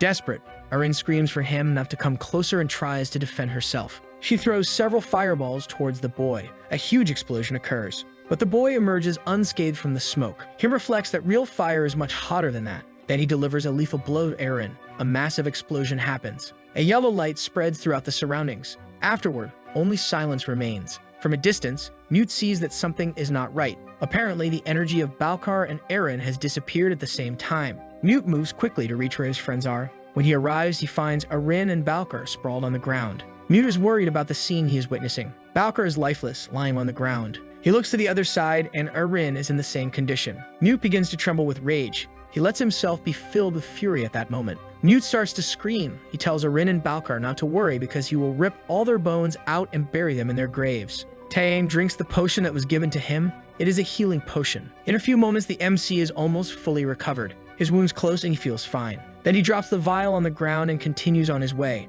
Taeyang enters the clock tower and begins to ascend. He climbs the stairs slowly, one by one, until he reaches a huge door with a blue film. It is at this door that there is a space with a lock. The MC puts the key in this lock and turns it gently. When the door opens, he enters the room. Inside is where the gears of the great clock are located. The gears are shining brightly. Hyen says that this is the most important thing she can take from the top of that road of death inside the clock tower. That is an artifact present in the tower. Taeyang touches the item and his eyes widen. That is the artifact of the Great Machine. The boy lifts the item, and it is capable of putting the body in the best possible condition and accelerating it. A young man points up and tells everyone to look where he is looking. The clock tower is completely illuminated, but what catches attention is that it has stopped. The hours are no longer passing. Suddenly, someone screams. The boy who pointed up is crushed in Mute's hand. The creature is furious and seeking revenge. One of the boys tries to defend himself. Meanwhile, Taeyang descends a staircase. Something catches his attention. He looks at a tunnel where Mute was at another moment. The creature walks on the ground. Its feet are bloodied. Mute emerges from this dark tunnel, filled with hatred and surrounded by red fire. Taeyang concludes that this is the missing beast, friend of the wolf and the fox. Without responding, Mute advances towards him. The creature is ready to end the MC once and for all. A huge explosion occurs. Mute falls behind Taeyang and says it was him. It was he who ended the lives of Eren and Balkar. Mute asks how the boy dares to end the lives of beastmen and if he has never thought of an easier way to die. Turning to Taeyang, Mute screams that he will break all the boy's bones and destroy him. The tiger's claws come very close to him and the boy is startled, but he manages to dodge the attack by jumping back. The punch on the ground was so strong that Mute managed to create a sort of crater. Taeyang observes that the ground gave way where Mute struck. This means that his power is far superior to that of humans. The boy begins to worry. The creature is even too fast. Mute flies at Taeyang before he can realize it. In an attempt to dodge, the boy moves away, but still, the creature's claws tear into his chest. The boy notices that he cannot evade Mute's attacks. Now he is injured. The MC can't even think about stopping Mute's attack. Before something worse happens, he charges his fist with the strength to destroy the creature. Taeyang hits Mute with all his strength, but something shocks him. Mute stopped his attack with just one paw. The boy notices that his hand is now trapped. Mute takes advantage of having Taeyang in his hands and spins the boy around. In a quick motion, he slams our hero against the wall with force. Mute is not at all shaken by this situation and glares at Taeyang with hatred. The wall broke where the boy hit, but he is no longer there. Hidden, the boy tries to staunch his wounds. Very worried, Hyen says that the MC cannot continue like this. Mute is on a level far beyond the previous ones. They have already taken the artifact and now they need to escape. Taeyang says he cannot flee. The creature in front of him is not a man, it is a beast. This means there is no escape. Mute finds a footprint of Taeyang and says that the boy will not be able to hide. Mute smells the blood coming from the boy and can find him anywhere. The tiger attacks a building in front of him. In the blink of an eye, the building splits into three. Taeyang jumps from behind the building. He leaps with all his strength onto Mute, delivering a kick. Mute asks if the MC still doesn't understand his situation and grabs the boy's leg. With all his strength, he throws the boy against the ground. The boy is severely injured. Then Mute slams Taeyang's head against the ground. He begins to hit the boy repeatedly and asks if this is all he has. Furious, Mute says he is sorry that his friends lost their lives because of someone like Taeyang. He crushes the boy as much as he can. At home, Hyen begins to panic because she doesn't know what to do to help her friend. It turns out that beast men are much stronger than just humans. This is because the superior physique of animals is controlled by rationality. But at that moment, Mute lost all his rationality, which was replaced by a terrible rage. Taeyang reflects that the destructive power has increased, but this created a gap. The boy is very injured and reflects that he just needs a minute. Mute stops to catch his breath, but when he realizes it, the boy has already disappeared from where he was and the tiger is startled. Quickly, Taeyang advances on Mute and wonders how that creature will defend itself this time. Mute questions how he didn't notice Taeyang's movement since the boy reeks of blood. The boy says there is a saying in his hometown: even if you are attacked by a tiger, you will live if you never give up. Then the boy activates the incredible machine, his new artifact, and achieves acceleration. All the activity in his body will be processed 3 times faster for 1 minute. In this way, Taeyang manages to pass by Mute without the creature even noticing. Mute becomes furious because the MC possesses the artifact, but the boy grabs the creature by the collar and says that now it is too late. He uses all his power against Mute. Taeyang uses the warrior dragon attack, finishing off the tiger. Mute's head flies off. Our hero says he won't apologize if he doesn't think he did anything wrong. After all, he has his own reasons for wanting to end that game. Mute falls lifeless to the ground. Watching everything, Belial is astonished. The girl starts to get stressed and asks how a human from Earth managed to defeat the tiger and how that artifact is on the 5th floor. Dantalia laughs and says she can't give up on the bet that moment and that he did warn her. Disappointed, Belial comments that a human shouldn't be able to use so much mana so quickly, not to mention the artifacts he has. Dantalia remarks that humans need to start with some advantage when coming from Earth. That was the fact that all the evil kings agreed on one day. Humans from Earth are not born with mana. They cannot have as good a physique or strength as a beastman. That is why humans from Earth are given some advantage. Dantalia reflects on Taeyang. The demon lord smiles and a long-lost dimensional maze opens. From then on, Taeyang is destined to be the one who will change the game and the dimensional mystery. The MC uses his recovery to get back to normal. The system informs him that he managed to pass the phase because he eliminated 3 players. The boy also receives several achievements and 11 gold coins. Hyen says she is proud that he managed to clear that floor. Taeyang is quite excited, but suddenly he feels his strength fading away. The boy falls to the ground. Hyen observes that it seems Taeyang has fallen asleep. The viewers comment that he must be exhausted after all. He completed that stage in just a few hours. Hyen holds her microphone, relieved that the MC managed to stay alive. Then she leaves her friend sleeping and exits the chat. Meanwhile, someone approaches Taeyang. The boy is in a deep sleep when the person stops beside him. It is Andromalius, who asks if the boy likes to sleep around. Since he doesn't respond, she gives him little kicks on his face. Getting closer to him, Andromalius says that the boy is quite interesting. Taeyang wakes up startled. When he opens his eyes, he sees a letter on his face. It is a letter from the Bozo Seeker that increases his human agility and poisoning power. Worried, Hyen asks where Taeyang got that and what happened while he was sleeping. The boy says he doesn't know, and when he woke up, he already had that card. The girl is surprised. A very cute little demon creature introduces itself as the cutest messenger around. Its name is Bernstein. He is happy that everyone has made it this far, and he says he appeared at the beginning of everything because he is there to give some explanations about that stage. The group of people is in front of what seems to be a dark castle. Everyone there is a bit confused, not knowing what to do. Taeyang observes that this stage is not in an open world. In fact, it doesn't resemble the Road of Death at all. Hyen agrees and says that this way is more comfortable. Bernstein says that the rules of that stage are quite simple. From then on, they will enter that castle. They will go up the castle stairs, find the room to clean, and escape in the middle of the castle. One of the boys asks if this means he only has to reach halfway up the castle and not to the top, which means it's easy. Taeyang thinks that's not quite right and asks Bernstein if there is anything at the top. Bernstein smiles upon hearing that. Bernstein says there is a crazy creature at the top of the castle. Then he says that he is crazy, very crazy, and his personality is a mess, so if he finds someone alive, he will probably grab his knife right away. The people there start to get tense. Hyen observes that this is the boss of that stage, a crazy creature. It turns out that this creature changes its activity radius all the time, so it moves from the highest floor to the lowest floor, or does the opposite with those players who need to go up and end up getting stuck on lower floors. One of the people there asks Bernstein what happens if they encounter this crazy person in the middle of the castle, but they will pass as long as they manage to clear the place. But if they plan to run in his direction, it's better to talk to him first. To conclude, Bernstein says that there is an entrance to the dungeons in the castle's basement. There are many weapons, equipment, and special rewards there. That stage is very different from the dimensional maze he experienced before or the Road of Death, where he needed to find treasures and eliminate other players. That castle is not a competition. In fact, it is a stage that requires cooperation. Some people start to gather to enter the castle together.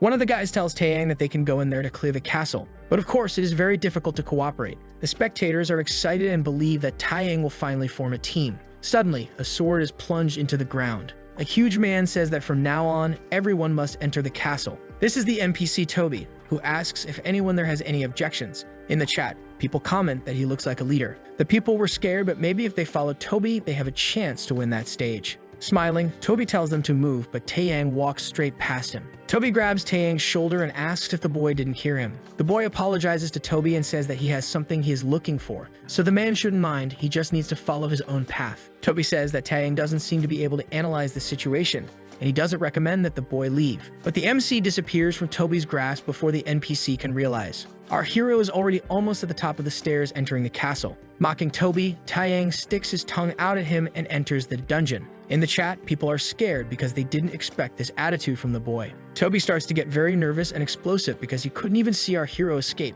In the middle of the group, a woman observes silently. Meanwhile, in the dungeon's basement, winged creatures try to attack Taeyang, but he eliminates them with his bare hands. Hyan says he is sure there is something in that stage. This means there must be some artifact. He has already taken down several monsters and found nothing, but there is no way someone could have taken the artifact since Taeyang was the first. The boy says he found something. It's a card. Hyan observes that it is a skill to summon spirits and asks if Taeyang can use it. The boy says that it has an uncommon level. One of the people in the chat donates 10,000 won and sends a message asking why the MC doesn't use the skill card he got last time. Hyan agrees and asks if Taeyang brought the card with him. The boy takes out the Bogo's Procurator card. Hyan says he has never seen that skill before, but he has seen a similar one that was a Fortune Procurator, a skill that guides the person to golden coins. Taeyang asks if that skill will guide him to bozos, and the girl says maybe. Hyan says that despite everything, they don't know what kind of thing a bogo could be. It could be normal equipment, artifacts, or cards, and that is quite rare. The boy ignores it and activates the card's skill. Smiling, he tells Hyan that they don't have much time to think,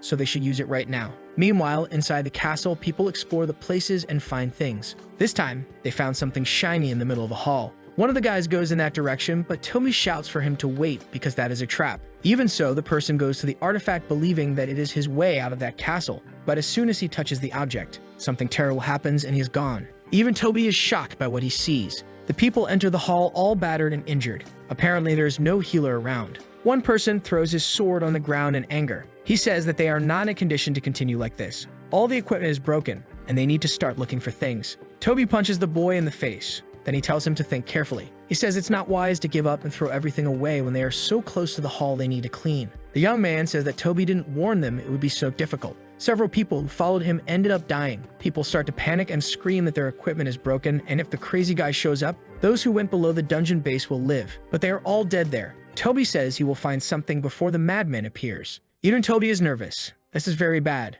Many people have already died, and the castle has a much higher difficulty than he thought it would. It probably would have been better to look for artifacts first. Toby knows this is the truth, but he doesn't want to admit it. Moreover, it's too late to turn back, and if they disperse like this, they will die. At that point, he has no other option but to move forward. Toby grabs the young man by the head. From then on, he is determined to use force to stop anyone who goes against what he says. Toby says the man needs to believe in him. That is the only way to get out of there alive. Everyone looks shocked that Toby is holding the young man by the head. Suddenly, they hear a noise coming from behind. It's Taeyang asking why everyone is acting that way in Toby's team. Smiling, the hero approaches. Taeyang says Toby will have problems if he continues to act that way. The girl questions what the MC is doing. He doesn't seem to be afraid of Toby and has been confronting the man since early on. A woman calls for her. The woman asks if Taeyang was the first person to enter the dungeon, and the other replies yes. She wonders if the young man is a wind mage. His name is Ran and she's an NPC. A wind mage doesn't just use the wind as a weapon. They also extract tracking information and traces left in the wind.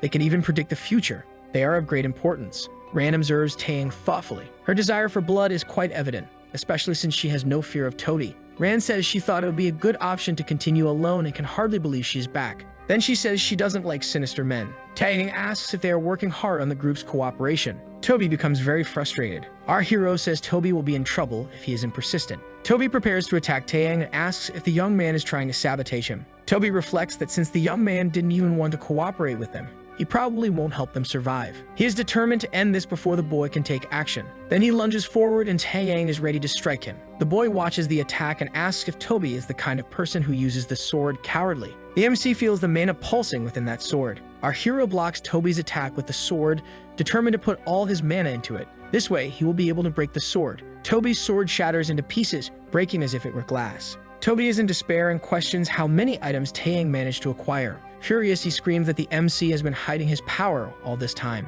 But the boy says he never hid anything. Frustrated, Toby complains that Taeyang has always had all this power and still refused to help him at that level. Then Toby asks what his purpose is. The young man wonders if he should say something special at that moment, then he says he just wants to rise. His goal is to catch the madman. Everyone there is terrified. They question whether it is really possible to capture that thing, and if Taeyang is losing his mind, but the young man remains unfazed. Toby starts to laugh and says the boy is crazier than he thought. Then he says this means it's impossible to convince Taeyang using only words. The young man gets into a combat stance, noticing that Toby plans to charge again. A girl summons the wind. A tornado of wind rushes toward Taeyang, catching him completely off guard. The impact of that tornado is great and furious. The young man manages to dodge, but the place hit by the wind is completely destroyed. A fan opens. The girl says she has heard enough nonsense. Until she gets tired of it, she stops in front of Toby. Ran has an angry expression. Toby is astonished to see the ability that Ran has, and then she says she is not helping him because she likes him and wants the young man to be aware of that.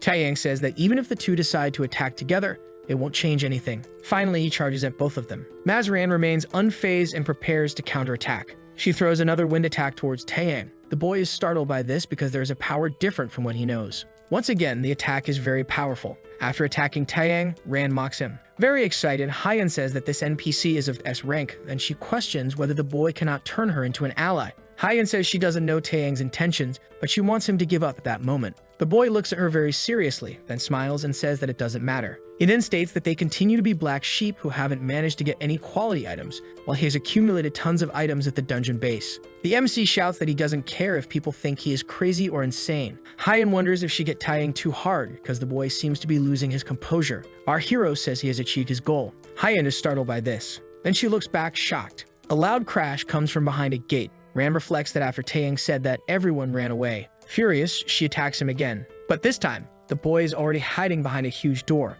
To provoke her, he even sticks out his tongue, mocking the girl. The impact of the whirlwind of wind is very strong. Toby tells Ran to calm down. If he goes in there alone, he won't be able to come back anyway. Ran says that's absurd. On the other side of the door, she questions what Taeyang is doing. The boy is satisfied because all the problematic people have been sent out of the dungeon and are now in the underground. Several bizarre monsters appear, and he wonders if he should warm up before the crazy one shows up. Meanwhile, Bernstein is sipping coffee. He says he knows what everyone there is looking for. Then he snaps his fingers and says it's time for the show to begin. The people in the dungeons start to hear loud noises and become frightened. Taeyang looks back. One person says that the noise is very strange, and another says it's probably the crazy one. A girl screams for them to run to the exit of the dungeon. But before she realizes and can do anything, she is hit. Quickly, everyone there loses their lives. A creature with red eyes begins to advance through the castle. The system informs that the crazy one has appeared and has already annihilated 2 people. Someone screams for a healer and says there is no mana left. The floor is covered in blood and people are losing their lives. A boy cries on the ground because he is very injured. Another tells them to run away because if they stay, they will end up dying. But as soon as he grabs the doorknob, he is hit by a swift blow. This blow cuts his hand, and the man screams in pain. He tells the person coming after him not to go there. The person hides and wonders if this is happening because they decided to go after items in the dungeon. The woman reflects that if she had known this would happen, she would never have even entered there. But the dark creature finds where she is. The woman is a nun who says that Mr. Toby was right. Without any mercy, the monster ends her life. The system informs that the crazy one has already killed 9 people and is becoming increasingly insane. His madness level has reached stage 3. A small stone falls to the ground in the corridor, making noise. The enemy quickly looks in its direction. Then it launches an explosive attack. When the smoke clears, the creature looks carefully in the direction it attacked. There is only blood and a piece of armor lying on the ground. But behind the monster, someone advances and attacks it quickly. After delivering a critical hit, Toby plans to evacuate the others so they can leave that dungeon. But something unexpected happens. His sword does no damage to the enemy. The crazy one is surrounded by a reddish aura that protects him, and even Toby's sword cannot penetrate it. Seeing Toby trying to attack him, the creature decides to retaliate. It strikes Toby's face violently, and the man screams. The enemy observes, and Toby, even injured, is still standing. Filled with fury, he reflects that he cannot give up yet. So he decides to use his warrior spirit manifestation ability. Toby shouts, surrounded by energy. Then he tries to hit the enemy. Using all his power, he manages to penetrate the aura. But even so, his attack is not very significant. Before Toby can do anything else, the creature pierces him with its sword. The man is gravely injured. As soon as the enemy pulls the sword out of him, he loses his balance, causing his weapon to fall to the ground. Toby falls to his knees on the ground. The monster stands before him, observing for a moment. Then it raises its sword high to deliver a final blow. But before the creature can strike Toby, something flies in its direction. It is a tornado of wind that sends the enemy flying away. Ran rushes in front of Toby and says he did a good job. He wasted a long time fighting the enemy. Ran says they cannot afford to have any more casualties. Apparently, the blood aura surrounding the madmen grows stronger, more intense with each new life he reaps. The creature is already standing and looks at Ran with a terrifying expression. Ran reflects that she does not know what that means. Even so, thanks to what Taeyang said, most people went underground, so the damage won't be as great. Now she needs to evacuate those who are still there. Ran needs to do this as quickly as possible, so she uses her wind tornado power. The madman is ready to receive this attack, but when hit, he is thrown against the wall, which breaks. Ran shouts for everyone there to flee to the dungeons underground. They run away, and Ran stays behind to try to hold off the madman. The creature is already ready to rise again. It is leaning on its sword, still surrounded by its red aura. Then it notices that people are running and Ran is standing there in front of it. Furious, the monster prepares to attack. Ran feels nervous and confused about this. With a quick movement, the creature launches a power against Ran. She wonders what power that is and protects herself with her magical power, but the attack passes through her and hits those who are fleeing. Ran questions whether that is the wind power that swirls around its sword. The system informs that the madman has already knocked down 12 people, and monstrous horns sprout from the enemy's head. The creature has already reached stage 4, which leaves it completely out of control. Ran observes that the madman is getting bigger, which means he is becoming stronger than before. Again, the creature uses its powerful attack against the girl. She protects herself again with her fan, but this time the attack is even more intense. Ran observes that this is a lot of power, and she won't last much longer. The girl is very worried. Her hands tremble, and she notices something and smiles. The woman says she never thought she would feel afraid of the wind. She closes her eyes, questioning whether this is her last moment. Not far away, Taeyang watches everything, bored with the situation. Then Ran notices his presence and wonders why he is there. She shouts for him to help her, and he questions whether she has decided to talk to him now. The creature continues to launch its attack against Ran, and she shouts to him that the boy said he could take down the madman, so she asks him to help her. Almost losing to the creature, Ran asks Taeyang if there is a way to capture that monster and says she can help him because she is very strong and useful. Mocking her, the MC questions why he should trust her. Ran promises him that she is trustworthy. Ran then makes a fortune teller's oath to the boy in order to convince him to help. He asks Hyun if that girl is really strong. Hyun says she is the best NPC she has ever seen, and Taeyang agrees. The MC asks if Ran promises to help him without causing any problems, and the woman promises. Taking advantage of the situation, Taeyang asks if Ran promises to live the rest of her life for him. Ran is shocked by his question, and the viewers notice that the boy is trying to make a slavery contract with her. Our hero turns his back and says that if she doesn't want to accept, he can leave. But Ran needs to live, so she promises Taeyang that she will live for him until the last day of her life. The creature is about to finish off Ran with a final blow. The monster's sword approaches the girl at high speed, but before it can hit her, something stops it. It is Taeyang, who has stepped in front of Ran and said that the deal is done. Ran is shocked that the boy can stop that creature so easily. Smiling, the boy says the contract is signed. Ran watches Taeyang in shock at the fact that he managed to stop the creature just by using his foot. The monster becomes angry because Taeyang was able to stop him. Our hero looks at the creature with a look of rage. The madman becomes furious and shouts at him. With all his strength, he tries to make a new attack. But when the smoke clears, he sees that Taeyang and Ran have escaped. The boy carried Ran away from there. During the brief moment when the crazy man raised his sword, the MC managed to jump away. He places Ran on the ground, and the woman asks in shock what he plans to do. The creature is standing still, looking for Taeyang. Repeatedly, something catches its attention. It is a huge chandelier that is falling right on top of it. The monster gets distracted trying to protect itself from that gigantic chandelier. Meanwhile, Taeyang flies in its direction. He delivers a powerful kick to its face. But even using his power, he cannot inflict damage on the creature. Taeyang is worried about this. The aura around the monster intensifies and throws the boy away. He lands on the ground, sliding. As expected, the red aura acts as a shield and the attacks don't do much. As its level of madness increases, the aura becomes stronger. The power of that monster is multiplied by 2 for every 3 people it eliminates. Now the creature is very powerful. By Taeyang's calculations, it is 16 times stronger and the monster advances toward the boy. But something interrupts it. The creature looks toward a noise. It is several people who are hiding behind a pillar and have just been discovered. The crazy man tries to attack them and causes a huge explosion. The system reports that the creature has already taken out 15 people. Now it has evolved to stage 5. Taeyang observes that the monster's power is now 32 times stronger. The creature's carcass begins to open and a terrifying red figure emerges from within it. The new monster resembles a winged red demon with enormous horns and a powerful sword. Ran observes that now that the crazy man has evolved so much, even Taeyang will not be able to defeat him. She is watching everything from above. Taeyang extends his hand and Ran is confused by this. The boy asks Hyun how long that creature has been evolving and the girl replies that it has been 20 minutes. The boy accepts. He has a plan in mind. Our hero decides to use his perfect machine to increase his power. In the chat, people question whether this might cause any harm to the boy. Apparently, he wants to defeat the creature that is 32 times stronger by becoming only 3 times more powerful. The monster charges at Taeyang, ready to defeat him once and for all. Even so, the boy seems unfazed. The power of that clock tower machine begins to act on him. The creature gets very close, screaming and demonically ready to eliminate Taeyang. But before it can reach our hero, the machine acted. He does not back away and does not feel fear for a single moment. The demon begins to get confused about what is happening as its sword comes very close to Taeyang. Apparently, there are 2 abilities that the incredible mechanism possesses. The first is to accelerate the body. The second power of that piece is to restore the body's initial form. All the players know this and assume that this power refers to themselves. But this ability can be used on others, so the crazy man's level returns to what it was 20 minutes earlier and he begins to disintegrate. The creature returns to stage 1 and becomes desperate in front of Taeyang. The monster looks at itself, not understanding what is happening. Taeyang questions whether the monster is feeling bad for losing everything it has gained. The enemy becomes furious. Then it starts trying to hit him several times in a row, but even the crazy man without a red armor will become weak. The boy concludes that it is the perfect moment to use one of his cards. The object in Taeyang's hand begins to shine and magic happens. Our hero is confused because there is a lot of wind around him. That was an unknown card until now, but it has now become clear that it is a tornado summoning card that makes the spirit of the Lord of the Tornado possess Taeyang's body. Hyan observes that it was an uncommon level card.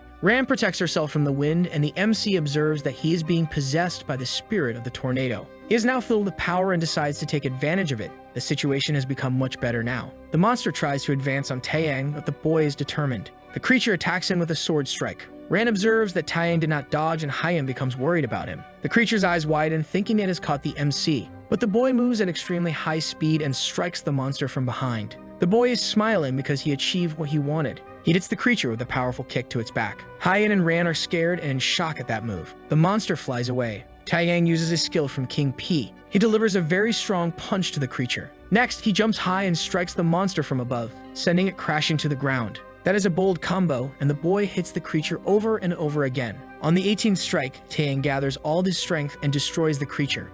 The monster's body lies on the ground, and the system informs that the spirit of the Lord of the Tornado has left its body. From a distance, Ran observes everything. She sees that the boy has been engulfed by a furious tornado. Taeyang signals to Ran to come down, and the woman wonders who that man is. The MC stands before the lifeless monster in a hall that was the site of the battle. The boy picks up his enemy's sword from the ground, which is dirty. It is a vampiric katana, and Taeyang wonders how it came to be in the possession of that creature. The sword emanates its own glow. This katana is a rare piece of equipment that increases agility, strength, and vampirism. Not only is it an important and rare item, but it also has an ability that makes fighting much easier. Taeyang is feeling a lot of pain, and while it's not as bad as when he fought the tiger, he has been trying to tolerate the pain until now. The boy asks if Ran like that. The girl supports the boy's chest because he is leaning forward, and Taeyang is startled. Hyan asks if the MC is okay, and the people in the chat are shocked that Ran is so close to the boy. He then decides to use the power of regeneration. A green light surrounds him, and he recovers from his injuries.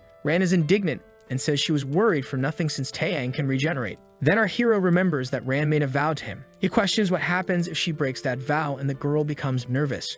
He falls silent for a moment, then says that if she breaks the promise, she will lose all the abilities she has accumulated over time. Taeyang becomes reflective, and Hyan says that is the most important thing for a magician. It's not impossible for her to betray him, but she seems trustworthy. Then the boy says that from now on she must obey him. Indignant, Ran shouts for the boy not to come near her. Taeyang extends his hand and says they should introduce themselves. The boy introduces himself as Yoon Taeyang. Ran introduces herself as well, saying she is a Feng Shui master. They walk away from there, crossing a corridor that is piled with bodies. The two head towards a door, and the boy grabs its doorknob. He opens the huge gate, and on the other side, someone is sitting and waiting. It is Andromalius, who complains that they took too long to get there. Ran is startled that Andromalius is there, and the woman looks at the girl. Then Andromalius says that Taeyang did a good job exploring, and the boy becomes furious. Taeyang questions why Andromalius gave him that, and Bernstein gets angry because the boy addressed Andromalius informally. The woman says she believes the MC will be able to receive even more in the future. That is, of course, if he continues to perform well as he has been so far.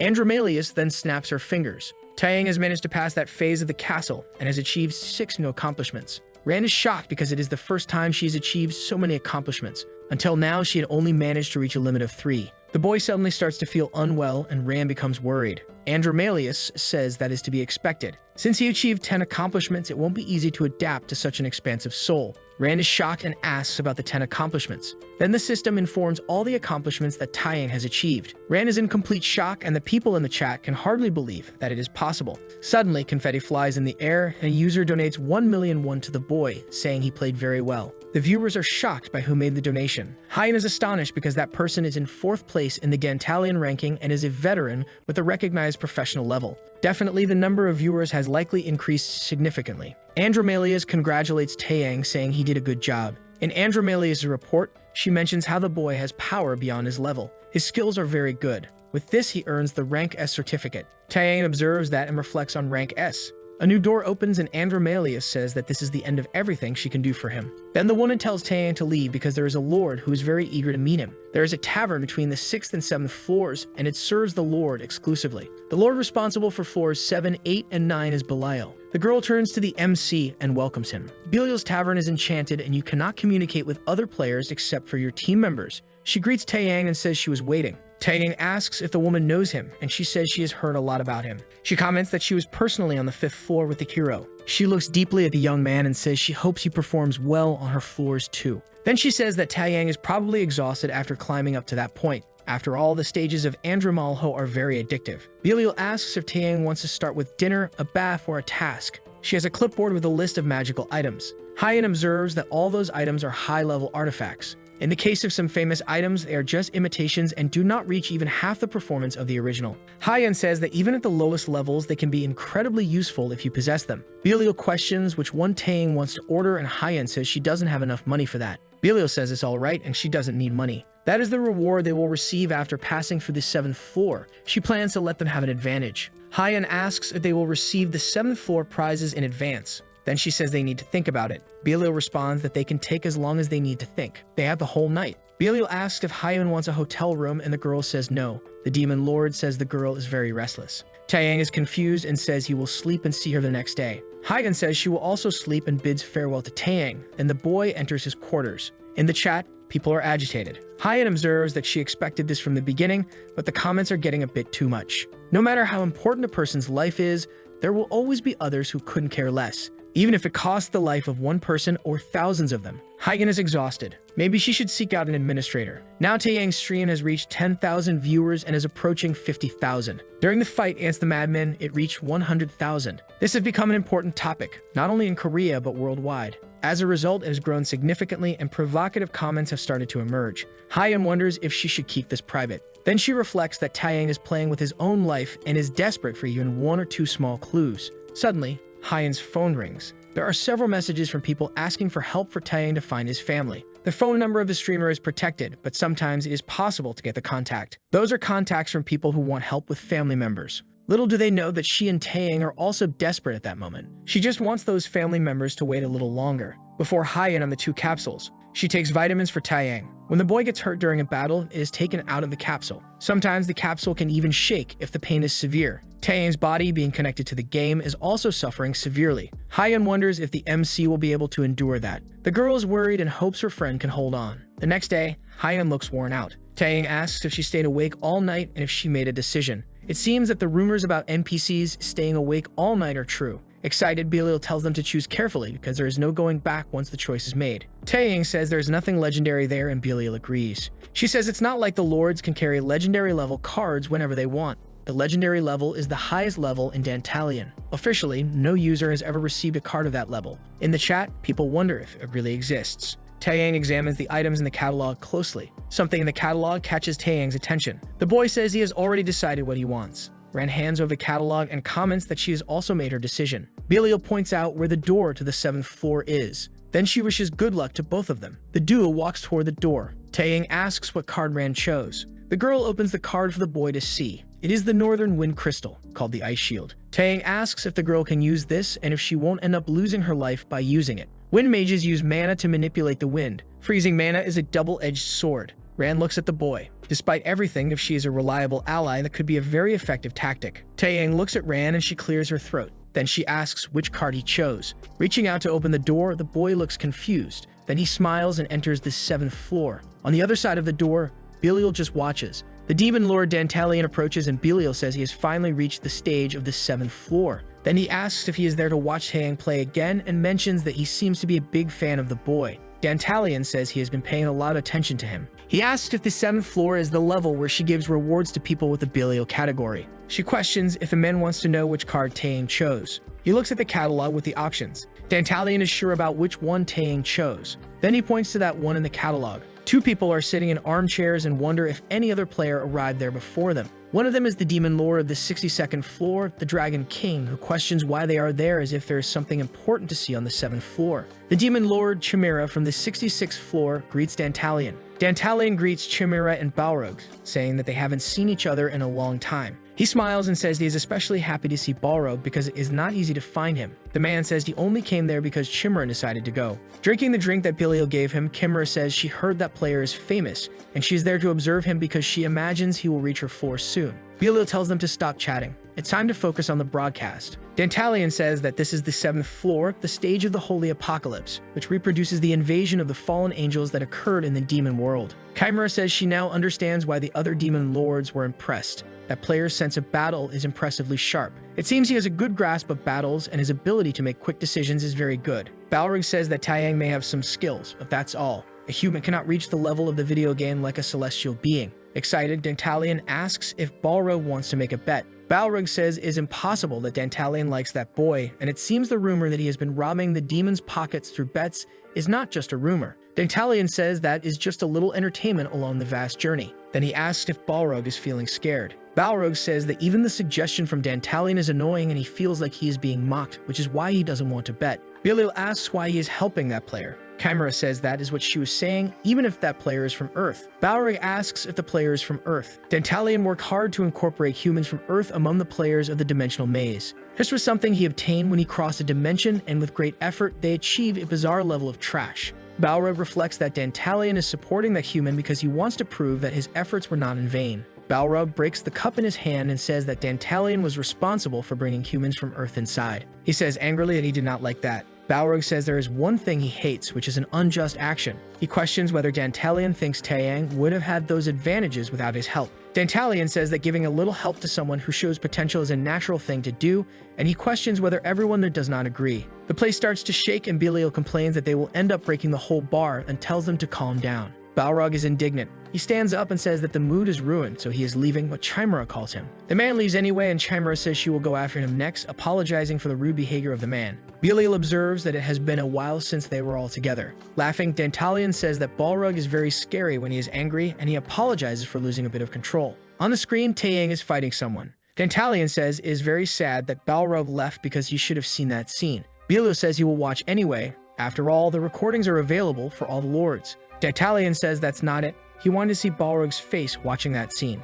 Dantalion observes that it would have been fun if Balrog had made the bet with him. Belial says that Dantalion probably sees some potential in Taeyang. That is a player who faced the leader of the Celestial faction head-on, but that's not the most important part. He did all of this using all his power, a power of his own, and that's the point. Players, especially those from Earth, are usually very weak. They are not used to adapting to the grandeur of the power they acquire in the dimensional labyrinth. A player with level 10 power can only control around level 7 or 8. When they gain level 20 power, they can only manage about level 12 or 13. Even so, Taeyang can work with power levels of 20, 30, or even 40. Full of achievements and an accumulation of cards, his abilities will expand. He uses all these abilities from the start. In this sense, the guy is perfect. Belial notes that Taeyang's adaptability continues to grow remarkably and wonders how this can happen. Dantalion observes that the dimensional labyrinth is harsh, but if you survive, it constantly expands the limits of your existence. He says that this is familiar to him, challenging his own limits. The lords watched Taeyang and Rand fighting on the big screen. There is nothing more fitting than the proposal of the dimensional labyrinth. A green creature lets out a roar. That is the conflict zone of floor 39. A warrior fights against a gigantic monster. Meanwhile, others try to attack the other creatures that are also approaching. One of them is confused about why they can't exit the game, and the other says he doesn't understand what's happening either, but they need to take down the orcs. People are starting to get desperate. Meanwhile, the orcs are becoming increasingly aggressive. A young man throws an orc away. He shouts at the healer, telling her to help him quickly, but she says she needs to wait a bit until her power is charged. Suddenly, all the girl's system windows turn red. The windows inform that the player Seo Yejin has lost her life, and the girl is very confused. She tries to say something, but before she can say anything, she explodes. Around her, people are in shock, not understanding what is happening. One of them panics because that was the only healer they had. Meanwhile, the orc chief approaches furiously. Someone invokes the sacred shield. This person stands in front of the other young man, defending him. Thus, the orc chief is thrown far away. The young man is confused and questions who that person is. The person with the shield turns to the young man and tells him not to give up and to get up soon. It is Bioran rank 50, and she says it's not over yet. One of them complains, saying he knows it's not over, but they don't have any healers left, so there's no way to prolong this any further. Bioran reflects on the fact that they don't have any healers anymore. She starts trying to think of a solution to get out of there. Then she remembers seeing someone fight and concludes that she needs him. That stage is connected to floor 36.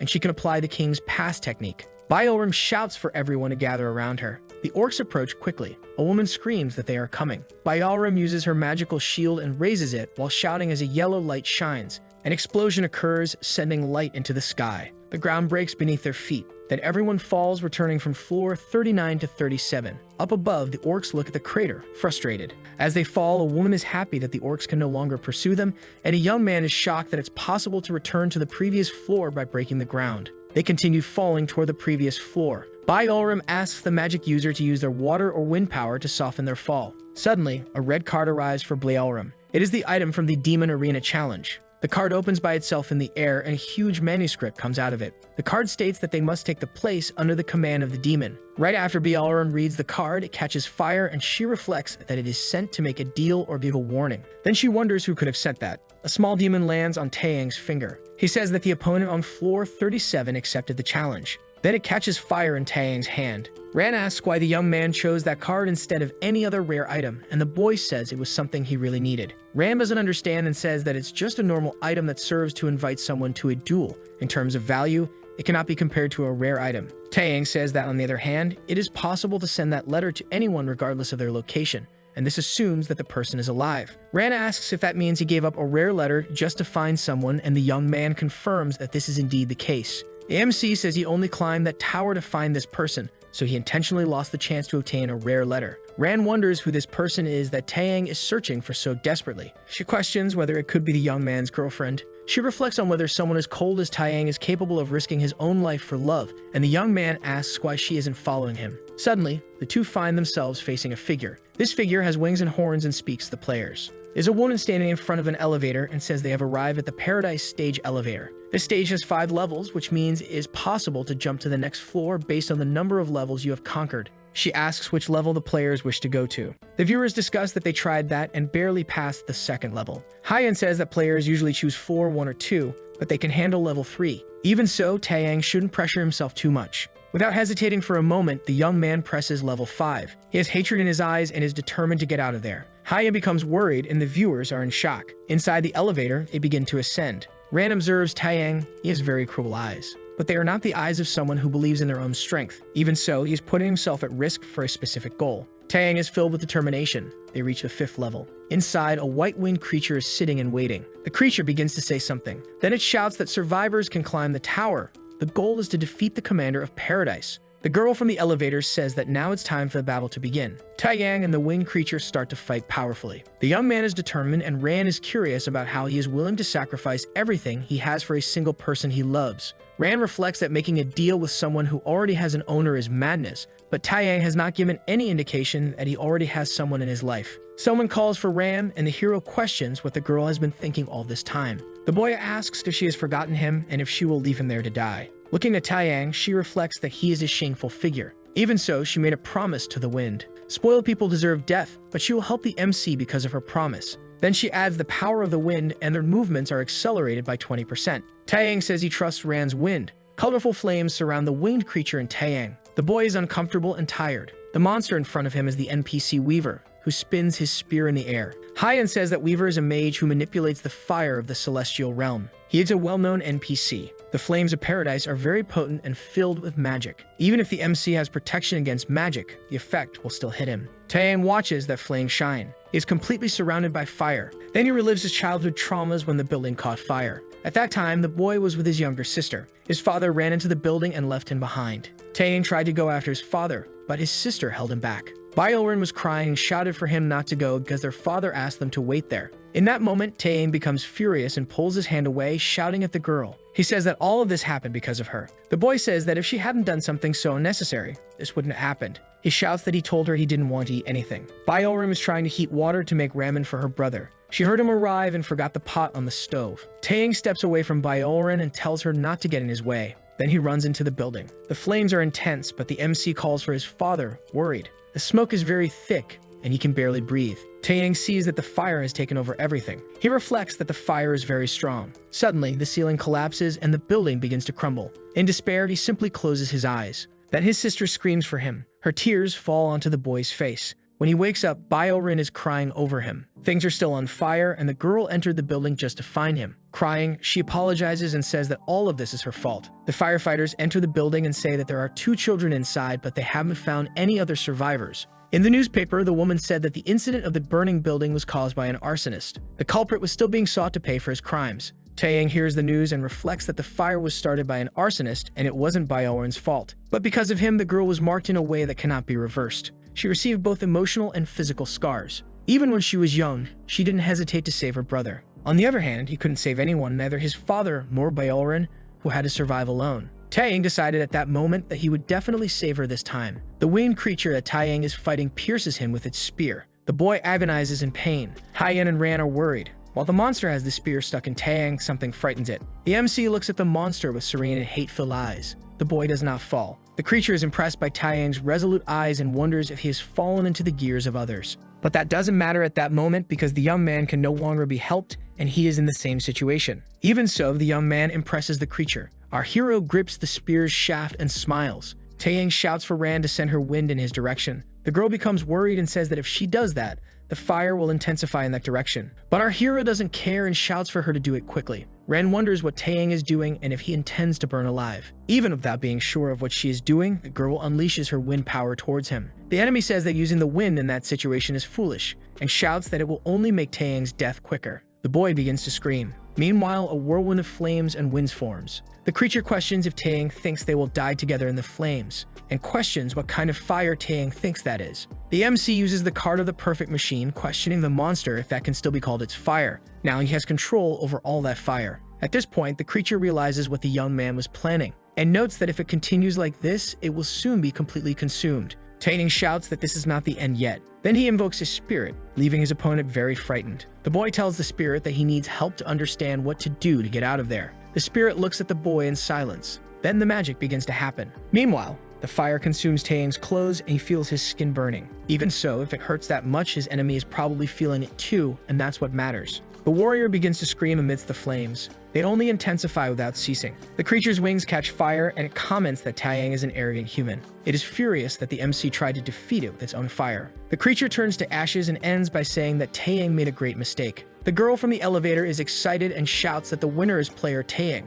The boy falls to the ground, severely burned and exhausted. Then he uses the recovery card to return to how he was before. Ren approaches and says that she notices that our hero is quite determined to put his life in danger just for his precious love. Then, with a sulky face, she says that she needs to admit that. Taeyang is confused about her talking about love and a girlfriend. Ran says that starting an agreement with someone who is already committed is a shame for a wind mage. Taeyang still doesn't understand. Then Ran angrily says that's right, and she heard that he wants to clear that tower just to rescue his girlfriend. Confused, Taeyang asks if he didn't mention to her that his sister was in the tower, then asks Ran to help him heal because his legs hurt. Ran is shocked by that information. They stand in silence, facing each other for a few moments. Then Ran walks away towards the elevator. She enters the place and asks what the MC is doing, saying that they need to go. The girl in the elevator says they need to be together to go up. Ran is outraged that it wasn't Taeyang's girlfriend, but rather his younger sister that he is looking for. But on the other hand, she is grateful. The girl is having an internal crisis and questions why she is so grateful for that. Taeyang asks the elevator lady if he can go up to the 5th floor after winning at level 5, and she says yes.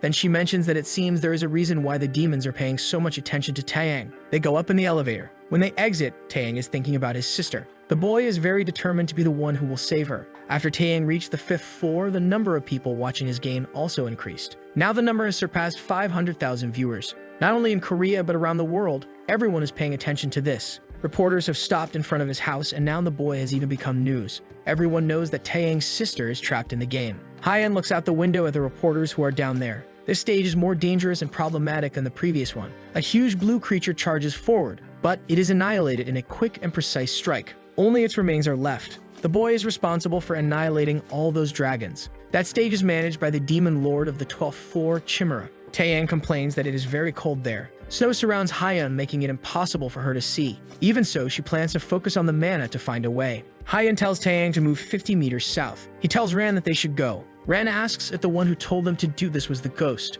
The MC told the girl that Haiyan was a ghost guiding him. Ran caught him off guard when she asked who he lived with. On that occasion, he said it was a guardian ghost of a girl. Haiyan was outraged because she thought ghosts were too ugly for him to compare her to one. In the end, Taeyang's ghost was very efficient with strategies and in bringing information about the stages. Thanks to her, he is able to obtain the rewards he would have lost. After defeating the winged enemy, Taeyang received a letter. It was the angel's thought, a rare letter. Ran also reorganized her equipment and maximized the effect of her synergy. To become stronger, Ran merged some of her items. Ran wonders what that ghost was like when she was alive because she seems to be someone very well adjusted. The duo advances and Taeyang is happy to finally find what he wanted. They are in front of the tracks of an express train. The land of the Lost Express is a cold place thanks to a dragon, a Terra. Several groups have tried to defeat it, but none has succeeded. For this reason, that train can be called the Dragon Annihilator Train. The player needs to survive on that train and enter the first cabin, the machinery room. There is an operator who controls that train. In addition, there are engineers who take care of the mechanical part and the guardian who protects the train from the dragons. There are also some missions inside the train. Because of the cold, Ran ends up sneezing. She is starting to get a little sick. Taeyang and she wrap themselves in cloths to try to warm up. Hyan observes that that place is quite hostile for the players. The MC says this is because those who passed through that floor before did so incorrectly. He questions if they can't just run away from there. Hyan says she is confident. Hyan tells them to go slowly and that there is a control key to enter the main cabin, and the train officials have that key. The easiest strategy is the Guardian's route. This route includes defeating several dragons to be promoted as the train's guardian, and this route allows them to clear the floor very easily. Hyan reflects that there is a problem with this, which is the fact that they do not know when they will encounter the dragon, so it is not good strategy for those who have little time. Suddenly, someone starts to approach the duo. Taeyang and Ran hide, and two men enter the carriage. They are outraged that the carriage door is broken. It was the MC who broke that door to get into the train. One of the men says that it is probably those little rats that keep invading the train. They destroy goods and run around. The other guy says that Commander Guhol should eliminate them once and for all. Taeyang listens carefully that Guhol is the commander of the guards. He is one of the three main people responsible for the train. Guhol is an NPC who only reveals his true appearance when facing a high-level dragon. Someone shouts for the two boys, saying there is a dragon in front of the train and they need to hurry to help. Hyan gets excited about the fact that there is a dragon there, but not just any dragon, it's a dragon's nest. She comments that they are very lucky to have reached the dragon's nest, because this means that the dragon battle is about to begin. Someone announces that the food collection team is returning. Some people start to enter the carriage looking downcast. They are tired and injured. The NPC commander Crusoe asks them to update the situation. One of the soldiers begins to explain what happened, but Crusoe tells him to stop. Then he asks where the leader of the third squad is and why that man is reporting things instead of the leader. Crusoe questions where the captain is at that moment and if that bastard is trying to escape. The young man in front of him looks down and says that the captain died in battle. Crusoe asks what happened to the vice leader then. Still looking down, the soldier says that he also died. Hidden, Taeyang and Ran watch everything happen. Then Crusoe understands and says that at that moment he will recruit new people to face dragons. They must seek everyone, both the rats and the vagabonds. Someone walks with a bowl full of meat. It is a person entering a dark, empty corridor. He grumbles that he heard that half of the supply team died in action, and in the midst of all this, they want to rest. He presses a button and a door opens before him. But at that moment, while he is feeding a cat, the man questions what he thinks about it. Then he extends one of the meat steaks. He approaches a huge cage and tells the little kitten to come closer. The steak shakes closer and closer to the cage. A growl comes from inside the cage behind the bars. The creature inside speaks, saying that they are very rude and that it has tolerated this for a long time, but can no longer stand it. The young man is frightened and questions how that thing can talk. Then a hand grabs him. From inside that dark room, he screams. The man tries to crawl out of the room, very injured. As he leaves, the creature already has the key it needed. Then it opens the door of its cage. Now the monster is free. The creature says it can smell the scent of its kin. Military vehicles move over the snow. They are climbing a mountain. It is very cold and the temperature drops more and more as they ascend the mountain. As Ran complained about the cold, Daeng gives her his blanket to keep warm. The girdle thanks him. Ran asks how they managed to get there without being captured. Daeng says they were summoned as guardians and doesn't matter if they are called rats or anything else. Deep down, Taeyang knows he will only be used as a meat shield. There are several people sitting inside the vehicle with them, who are also cold. Besides being cold, the people seem to be very scared. The captain tells everyone to pay attention to what he is saying. He says the mission is to retrieve the supply container that is 3 kilometers from their location. The container is located very close to where the dragons stay. In other words, it will have to invade the dragon's nest. Then he extends a red capsule. He says that this is capable of allowing them to survive in the cold for 5 hours. Each one will take 3, and those who take more will be executed immediately if caught. The captain then tells them to start distributing the pills. Then he throws a bag to Taeyang and shouts for them to take the pill. Taeyang consumes one of them. Suddenly, he is surrounded by a flame aura. He can feel the fire element inside his body. Out of nowhere, the vehicle they are in is attacked. The people inside begin to panic. Outside, several dragons approach the vehicle. The captain asks what they are doing and shouts for them to go deal with those dragons. The boy is in shock because he wants them to fight those creatures. The boy says he is not ready yet, but before he can say anything else, he is hit. His head flies off, frightening everyone else. The roof of the vehicle is torn, and before them stands a gigantic blue dragon. Tae tells Ran that they need to move forward. The girl says she was getting ready. Then she uses her wind power to launch the boy into the air. The boy hovers above the creature. Then he violently charges forward, causing an explosion. The other people also advance on the dragons to fight. Even so, there are many dragons, and they keep coming. The captain says they need to be faster and prioritize the container. The others must block the body and serve as human shields against the dragons. Taeyang asks Hyeon when they will receive the necessary attention. Hyeon says that if this is the last nest, now is the best time for Taeyang to show his power. The boy asks if she is sure. Then Hyeon says he should use a spectacular strike. Since everyone is tired, this is the ideal moment to gain the necessary attention. The boy smiles and says that's fine then. After all, the protagonist always appears at the last moment. Taeyang calls Ran and the girl asks what he wants. He shouts that it's time to put an end to this and the girl agrees. She grabs her fan and says that the main job of a wind mage is not to create wind, but to control it with all her power. Ran captures a dragon with her wind.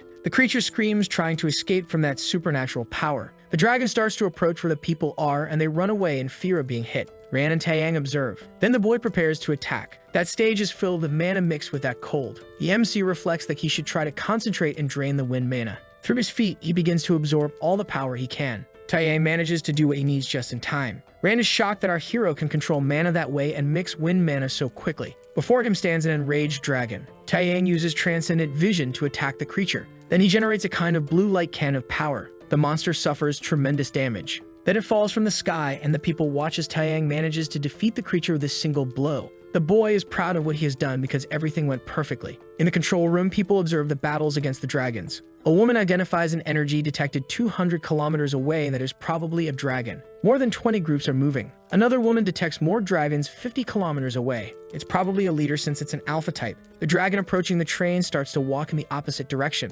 Suddenly, someone invades the control room. It's a person with a cigarette between their teeth. It's the NPC Solomon. He approaches the cameras and the women. Then he asks what the situation is. The woman says that according to their observations, the situation is not good at all. The number of dragons has increased drastically since last year. Solomon looks indignant. The number of dragons has increased rapidly, and indeed they are becoming stronger. As expected from the white dragon Untara, Solomon wonders if the other dragons have their mana influenced by him. Solomon asks if there is any news about Untara, but the woman says there has been no movement yet. Then she says that if Untara moves, he will appear. Solomon asks if she is referring to that person. The Guardian Commander is a dragon slayer, one of the few humans who has met Untara and the only one who was able to make him retreat. Solomon says that as long as that person is in the rear, everything will be intact. For now, they must use all their resources. Then before leaving, Solomon asks if there is any news about the rats this time. The woman says there are 3 individuals who are worthless, 2 who have some power and 1 superior. Solomon listens attentively and says they should make good use of these people.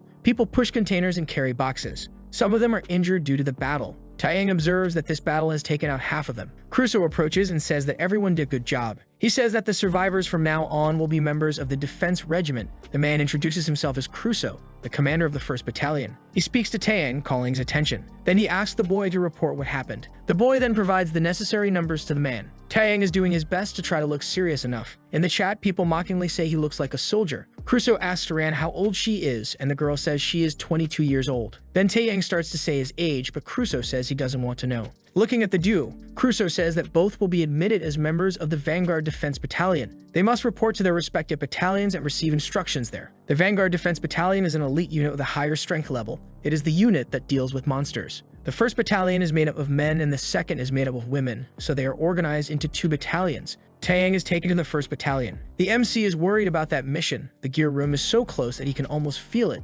The young man just hopes everything goes smoothly. Someone talks to Taeyang and he introduces himself. The young man asks Taeyang what his relationship with Ran is. Nervous, the boy says that they are not a couple. The man starts to tease him, saying that Ran can't take her eyes off him, so there's no way they aren't a pair. Stressed, Taeyang insists that there is really nothing between them. Meanwhile, in the girls' battalion, Ran meets with the others. They are very excited about the appearance of these new people and want to know if Ran has been with Taeyang in a more intimate way. They want to know every detail of Ran's relationship with the hero. Ran says that it just happened out of nowhere and now she has to live the rest of her life with Taeyang. The girls get emotional and ask what happened after that. They are extremely excited about the gossip. The battalions introduce themselves. Worried, Taeyang asks if Ran said anything strange in her battalion. The girl replies that no, after all, she only spoke the truth. Crusoe asks the soldiers if they are ready, and everyone responds in unison that they are. The commander says that the target is a white dragon. There are dragons that are much stronger than others due to the influence of Antara. They are even capable of using magic. Crusoe says that they are now passing very close to the nest of these white dragons,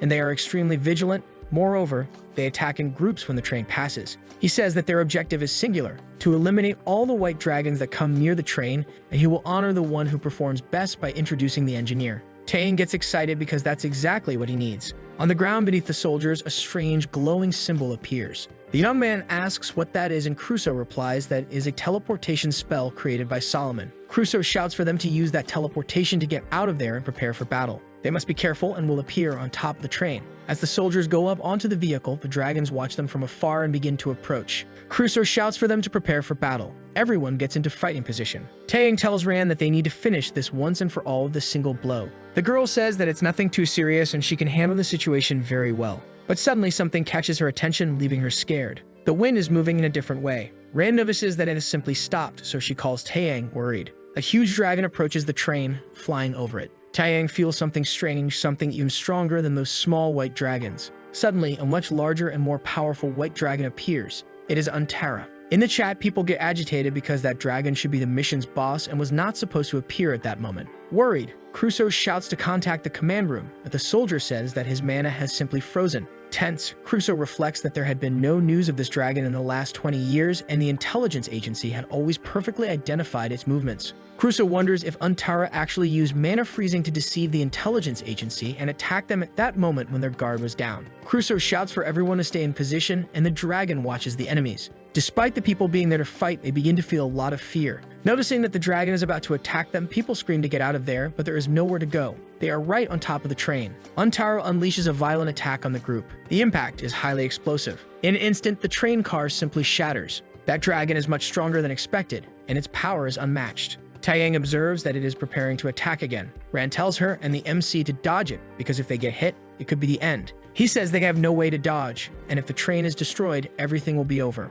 Rand feels tense with the whole situation. In the end, they are right on top of the main room of the train, the engineer's room. Crusoe tries to convince the soldiers to advance, but they are fleeing in sheer terror. Taeyang summons the Lord Spirit of Torment that controls the wind. The boy says that in the army, if someone asks him to handle a situation, he will handle that situation. Inside the train, things start to get a bit chaotic. The beastly creature is on top of a shining symbol on the ground, but it remains chained. It is sitting on the floor as if waiting for something. Someone enters the room where the creature is and asks if it was responsible for causing so much damage to the base. That monster asks who that person is. The boy says that she wouldn't even understand if he told her. The man asks if that creature broke into the train through the back doors and questions how she survived for 6 hours in the cold without a fire pill. He then says that he wants to study the creature's body and understand what kind of mana flows through her body, as well as how different her body is compared to a human's. The creature asks what she gains from that, and the man replies that it is the machinery room. He is willing to take the thing to that location. The creature is shocked by that proposal. Then the man asks if she is a rat or if he should call her a player, as they usually say in her language. The beastly person says that the man seems to know a lot about players. Even so, he knows nothing about beastly humans. Breaking free from the chains, he says that beasts do not sell their bodies in exchange for nothing. The man asks if the beast wants to fight and says that it is not a good choice. The train moves forward over the icy snow. Taeyang reflects on the case of the train's gear being destroyed at that moment. In that case, the game will come to an end. No matter what it costs Taeyang, he is willing to block any attack and protect the train. Atera prepares to attack again. Then the creature pulls the air around to recover and accumulate power. Rand can feel all the mana being sucked in by Atera's mouth, and it is an absurd amount. Rand tells Taeyang that he cannot block that because it is a completely different power, but the boy replies that there is no way to turn back. He prepares to receive that attack, but his leg is wrapped in power. The boy's mana is being drained and will be depleted in no time just because he is using the summoning ability. Taeyang wonders if he can handle that. That is the stage where the cold and icy winds meet. Even so is an environment where the wind mana is extremely abundant. With all that mana, the lore that the MC summon is getting stronger and stronger. The mana is flowing in and the strength is increasing, but it seems to be reaching a level that Taeyang cannot withstand. The boy's body begins to change. Even inside, things feel different. He is much stronger now, and the mana is being sucked into his body rapidly. Taeyang starts to get worried. It seems that the mana will tear his skin. The boy feels that he cannot endure it any longer. A blue light appears and comments that it seems the MC is not having a good day. That is why she wants to help him. The boy wonders what that is. For some reason, he recognizes that voice. The mana flows around him like magic, and the boy is astonished. Suddenly, that mana calms down, relieving Taeyang's body. Atara is still preparing to attack. All the soldiers run, shouting for them to try to dodge that. A huge blue ball forms in the dragon's mouth. A flaming attack heads toward the train, directly at Taeyang, but the boy is determined to stop it. Then he attacks as well to try to prevent that blow. A massive explosion of powers occurs, illuminating everything around. The soldiers are left speechless, questioning whether Taeyang really managed to stop the attack. The boy wonders whose voice he heard. Then he falls to the train floor out of energy. Ren runs to him, worried. Taeyang realizes he is exhausted after using all of his mana on that last ability. Crusoe shouts for everyone to be careful.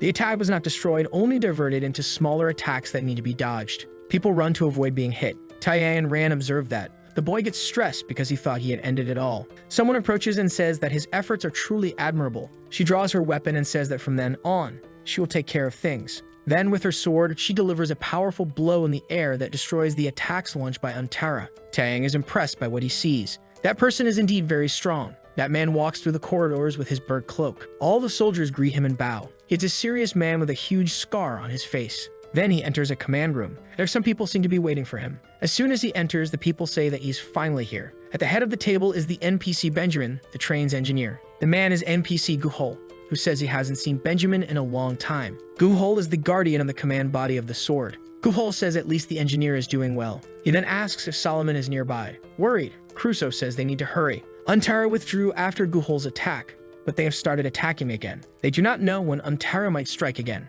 A girl at the table says that the Union agrees, but Benjamin seems quite bothered. They then begin the session of the Supreme Council of Alka. They mention that probably everyone there knows the agenda, which is the position where the white dragon Antara is located. The woman says that by this point, the citizens' anxiety is already very high. A man says that perhaps they should not provoke Antara. Maybe the dragon will return if they stay quiet. Someone enters the room by kicking the door. The young man asks if he is late for the session. He is injured and tired. Guhol and Benjamin stare at him. The woman at the table asks Solomon what happened as he sits down. Taking a cigarette, Solomon says they need to deal with Antara and have no other choice. Benjamin asks why that is. Solomon says it would be more useful if they could get a punitive force rather than keep asking why. The young man says they have no reason to make people like the punitive force, and it will take more than a day or two to fix the broken train. Solomon sighs and says that Antara approached them when their guard was down and froze the mana abilities of the soldiers. To Antara, that train is like a food delivery. Eliminating the white dragon Antara is no longer an option, but an obligation. If they want to end Antara, they need to move quickly.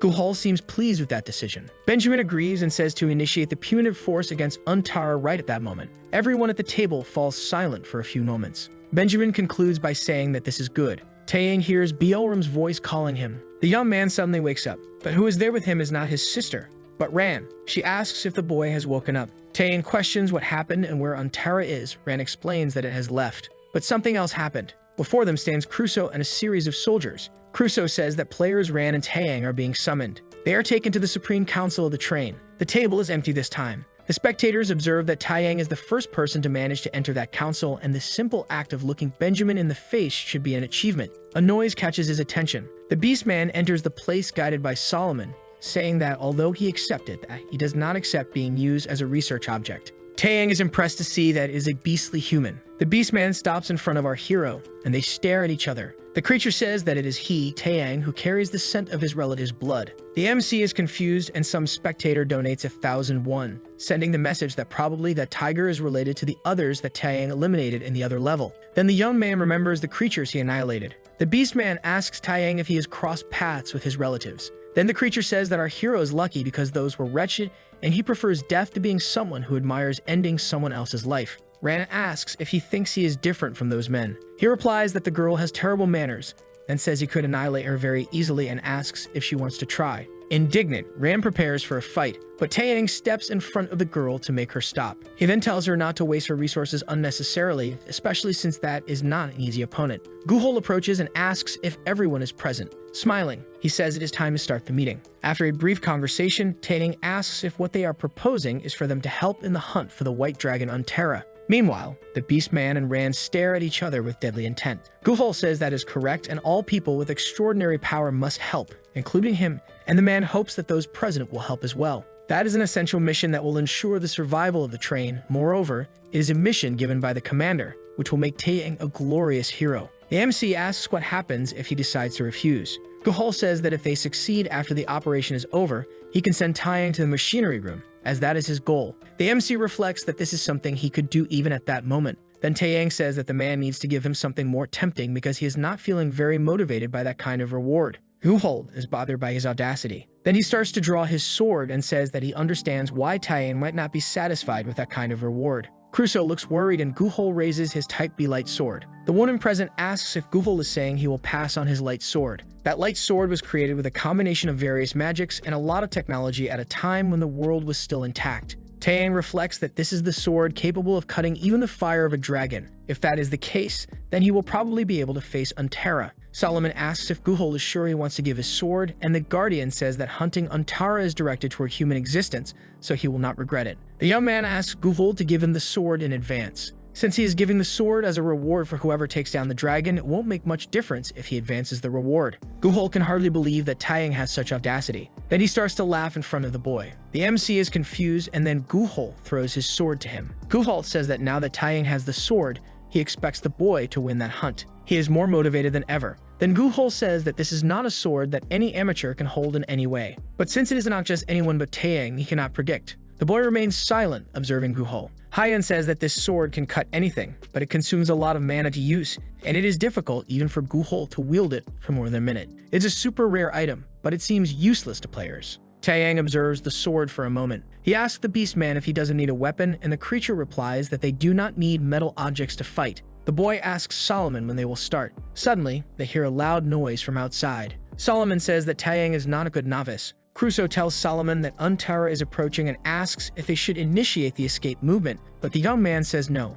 This time, he wants to attack directly. Solomon opens teleportation portals for everyone present. With a slight smile, he tells everyone to hold on tight. The group is teleported above Untara's head. Taeyang notices that they are heading towards the dragon very suddenly, and it seems there is no plan. Ram warns him to be careful because the wind does not seem to be gentle. The boy asks what she is talking about. Ran explains that the wind is unpredictable, and that means a fatality is about to happen. She just wants Taeyang to be cautious. Untara launches its attack towards the group. The dragon begins to accumulate mana in its mouth to wipe out everyone there. More quickly, Guhul rushes towards the creature with his sword. He aims and attacks directly at the accumulation of mana in Untara's mouth. The light of his sword clashes with what Untara releases from its mouth. The blade is so powerful that it manages to cut the attack in half. Solomon approaches the dragon and blows into the wind. He opens a portal right in front of him. Then a thunderbolt strikes Untara. The dragon writhes in agony from that violent attack. Solomon questions if he is going too slowly, but Benjamin says he is doing very well. Then Benjamin also opens a portal and teleports, causing a second lightning strike towards the dragon Untara.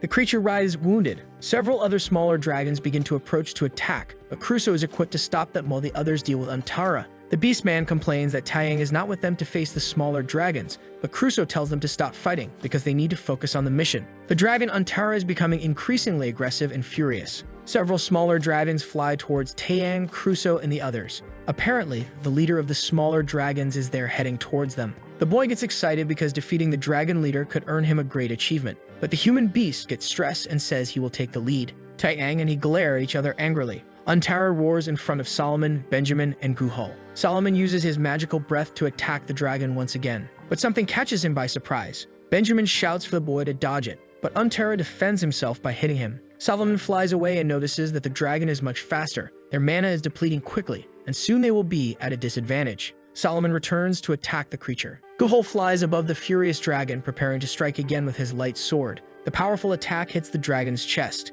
but his sword doesn't even penetrate the creature's shell. Guhul is left confused about what is happening. The dragon terror's skin seems to be much stronger than they thought. Then the monster throws Guhul away as well. The man crashes into the ice like a missile. Guhul observes that he is no longer as young as before. Apparently, not even his attacks are a match for Untara. Mocking his friend, Benjamin says that Guhul has gotten weak over time. The man replies that Benjamin is also getting soft with age, but Benjamin insists that he remains as strong as ever. Guhul mocks him, saying that his legs are already shaky. Solomon appears and tells them to stop arguing about silly things and focus on the battle. They continue to bicker for a while, but they are soon interrupted as Untara approaches at high speed to finish them off. Solomon uses his power and says that if he were as old as Guhul or Benjamin, he would never say such things because this is not the time for it. Solomon launches an attack with several beams of light towards Untara. The dragon groans in pain as it is hit. Guhul leans on his sword to get up. The sword begins to glow in the man's hand, but its brightness is fading. It seems that his mana is escaping and the light sword is almost activated. Guhul needs his body to hold firm. Then he activates the sword, determined to put all the remaining mana into the weapon. Meanwhile, the beast Taeyang continues attacking the dragons. They win the battle against the smaller dragon boss together. Then they start arguing to try to decide who dealt the final blow. The atmosphere between the two begins to turn hostile. The human beast says that Taeyang is blinded by his greed, and the boy replies that it's not his fault, that he is a much better warrior. Angry at him, the creature asks if the boy wants to fight. Excited, the MC says yes. But suddenly, Ran appears behind the dragon, catching their attention. She tells them to stop their childish bickering and says she has finished her part of the job. Crusoe says he will take care of the smaller dragons. He wants the group to go help the commander because the situation with the dragon Antara doesn't seem to be going well. Taeyang says he didn't expect this position from Crusoe. The man asks if he would even be able to stop the MC if he wanted to. The boy smiles and says that Crusoe is starting to understand him. Ran and the human creature are serious and ready to advance. Then they run towards Antara and the others. There the battle is fierce. Solomon, Benjamin, and Guhul are giving their all to defeat Antara. Guhul is thrown far away by the dragon. He crashes against a rock and gets severely injured. Taeyang is worried about the man. Antara lets out a violent roar full of fury. Guhul is almost out of strength. Solomon and Benjamin are also exhausted. Ran observes that the situation is much worse than she thought. Taeyang says that actually the situation is better. This is his chance to deliver the final blow. There is an achievement that is only given to the player who manages to annihilate Antara. Hyan wonders why Taeyang is seeking that. Then the MC summons the storm spirit again. Solomon is astonished to see the whirlwind forming. Then he smiles and says that Taeyang arrived just in time. Solomon puts his cigarette in his mouth and lights it calmly. While the young ones distract Antara, they can rest a bit. Benjamin complains that Solomon is treating him like an old man. Then Benjamin asks Solomon for a cigarette, who says that the man is already too old to be smoking. The old man lights the cigarette, believed to be having a moment of peace. Before him lies Guhul, fallen on the ground. Benjamin extends his hand to his friend. He says he has been with Guhul for 50 years. Guhul asks what Benjamin is talking about and if he is already losing his mind. He holds his friend's hand to get up. Smiling, Benjamin says that he might really be losing his mind. Solomon becomes worried about what is happening. An unexpected attack occurs. A violent lightning bolt suddenly strikes. It quickly incinerates Guhul, taking the warrior's life. Benjamin shows no reaction upon seeing his friend depart. Solomon is stunned by that scene. Then he asks Benjamin, his father, what's happening. Benjamin's power becomes very intense. He reaches out to his son and tells them to return to the train. Solomon is shocked that his father's stance has changed so suddenly. Long ago, the dragons had already invaded. At that time, they were surrounded. People asked young Benjamin what they should do. The boy ordered them to protect the train. The winged creatures advanced on the boy. Benjamin gave up his own life and closed his eyes. But something unexpected happened. A figure appeared before him and saved him, cutting the dragon. It was Guhul, also young, who asked if Benjamin was lost in his own thoughts. The boy was astonished and very happy to see his friend. Guhul reached out his hand to Benjamin at that moment. Then he encouraged his friend to get up because they needed to protect the train. Both prepared to face the dragons. Now Guhul had been incinerated, and nothing of him remained. Solomon can hardly believe what happened. Benjamin reaches out to his son and tells him to return. By that point, the objective had already been achieved, and he would take care of the bastards who caused trouble. He plans to take advantage while the group is drawing Antara's attention. Benjamin says that if necessary, they might even sacrifice some people. He speaks in a dark voice that now the power to make decisions about the train depends solely on him. Solomon questions whether his father really thought he would ignore all of this and let it go. Benjamin says he already imagined that his son would not agree with his actions. Then Solomon's father launches a glowing web in his direction. The boy uses his wind power to deflect the attack, but Benjamin manages to capture him. Benjamin tells his son that he has always said this, but his response is always one step behind. Suddenly, a light ignites up to the sky. The light catches the attention of Taeyang and the others. Ran questions what is happening, and the beastman wonders if this is a betrayal. Apparently, the hunt for Antara is just a ruse. The real objective was to eliminate Commander Guhul. After that, Benjamin's goal is to abandon them. Now the three are facing the dragon Antara. The monster is furious and ready to finish them off. Taeyang questions how they had the courage to take advantage of them. The boy wonders if he should just wait for his end. Ran says that now is the time to deal with Antara. Antara opens his mouth and consumes all the wind that Ran launched at him. The girl is frightened by the creature's reaction. The dragon retaliates by unleashing a storm towards Ran, who flies away. The beastman tries to attack the dragon while it is distracted. The boy is determined to destroy Antara once and for all and brings his claws close to the creature's eye. But before he can do anything, Antara strikes him with a quick blow, throwing the boy away. He digs his claws into the ice to avoid falling. He ends up injured and is indignant about being attacked. But he does not give up and jumps back onto the dragon, determined to finish the creature. Taeyang puts his hand on the sword, ready to initiate an attack. Our hero reflects that he can only use that sword for a few minutes, so he needs to find a way to resolve this in a short amount of time. Suddenly, the boy has an idea. Then Taeyang calls out to Lord Arzio. He concludes that this was the voice he heard earlier. The MC shouts that if he doesn't want this to end so easily, he must help him and Taeyang will do his best. The blue voice says that this is interesting. Then it says that if this is his choice, he must prove it to him. That is not a skill, but Arzio's desire. A purple light emanates from Taeyang's finger. The dragon is ready to finish everyone off, but Taeyang is now prepared. The boy wonders why Antara is attacking him while he tries to prepare. The dragon is determined to end him. Suddenly, something strikes the creature intensely. It is the beastman who attacked Antara. Facing Taeyang, he tells the human not to let his guard down. Smiling, the boy asks what that tiger is talking about and launches a fiery attack at Antara, who dodges.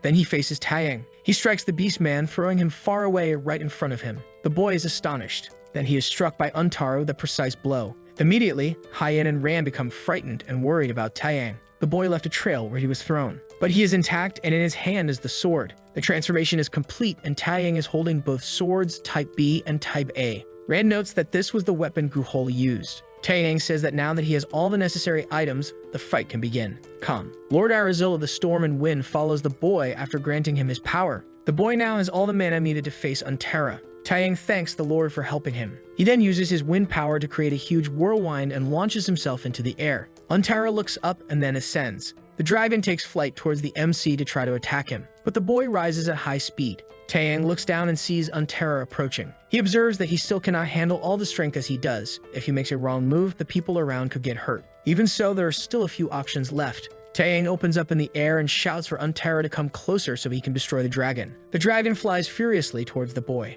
The creature uses its powerful breath and Taeyang complains, saying that this is cheating. The boy is almost hit, but a strong wind protects him. It is Rand who saved him and shouts that this is too dangerous for him. The boy smiles at the girl and says he was counting on her. Antara does not give up attacking and continues launching its power towards Taeyang. Rand shouts for him to be careful. The MC dodges the attacks. There's no more time to waste. Suddenly, something catches the boy's attention. He sees a light on the horizon approaching at high speed. Taeyang is startled by that brightness, not understanding what it is. That stage is very cold and freezing where the winds are born, and therefore the mana of the wind element is extremely abundant. Our hero smiles. He calls for Arizil while preparing to fight Antara and end the dragon once and for all. The dragon prepares to attack the boy once again. Then the boy closes his eyes. Using the power of light, Taeyang activates the Type A and Type B swords. He prepares to cut Antara's attack. But not only that, he manages to split the dragon in two, and the system informs that the dragon has been eliminated. Inside the train, someone enters Benjamin's room and shouts that Antara has been eliminated.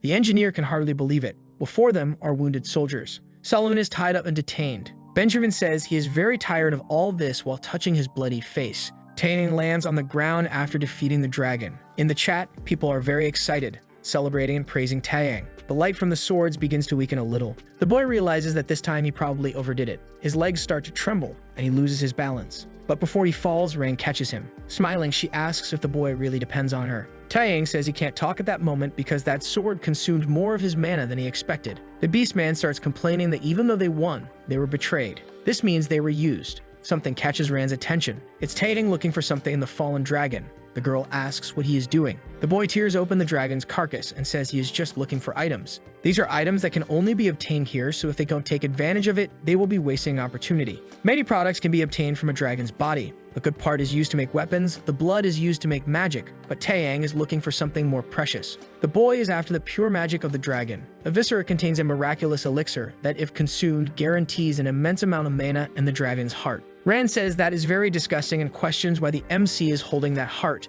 The boy replies that it is obvious and he plans to eat it. Shocked, Rand asks if he is really going to eat that. Taeyang says it is just a joke and starts looking for something inside the heart. In a few moments, he pulls out something shiny and red from deep inside. The boy says that was what he wanted. It looks like a crystal and is a rare item, the dragon's heart. The beastman and Ran are left confused by the situation. Hyen tells the MC that if he consumes that, he will absorb it naturally. Then Taeyang swallows the small crystal. The system informs that he has acquired the dragon's heart. Ran observes that all the mana stolen from the dragon has been absorbed by Taeyang. The boy suggests that they return to the train. It's time to conclude that stage. A soldier stands up amidst the chaos. It's Crusoe, who is badly injured. The man says he will guide them. Meanwhile, the train wanders along the tracks. A soldier tells Benjamin that they have confirmed the dragon is dead and questions how they should deal with the people before they return. Benjamin is shocked at how those people managed to capture the dragon Terra. The soldier says that the MC managed to activate the Sword of Light. Upon hearing that, Benjamin is astonished. He then asks if Taeyang used the Guru's sword, and the soldier replies that judging by the mana that floated after its use, it seems impossible to reuse that weapon.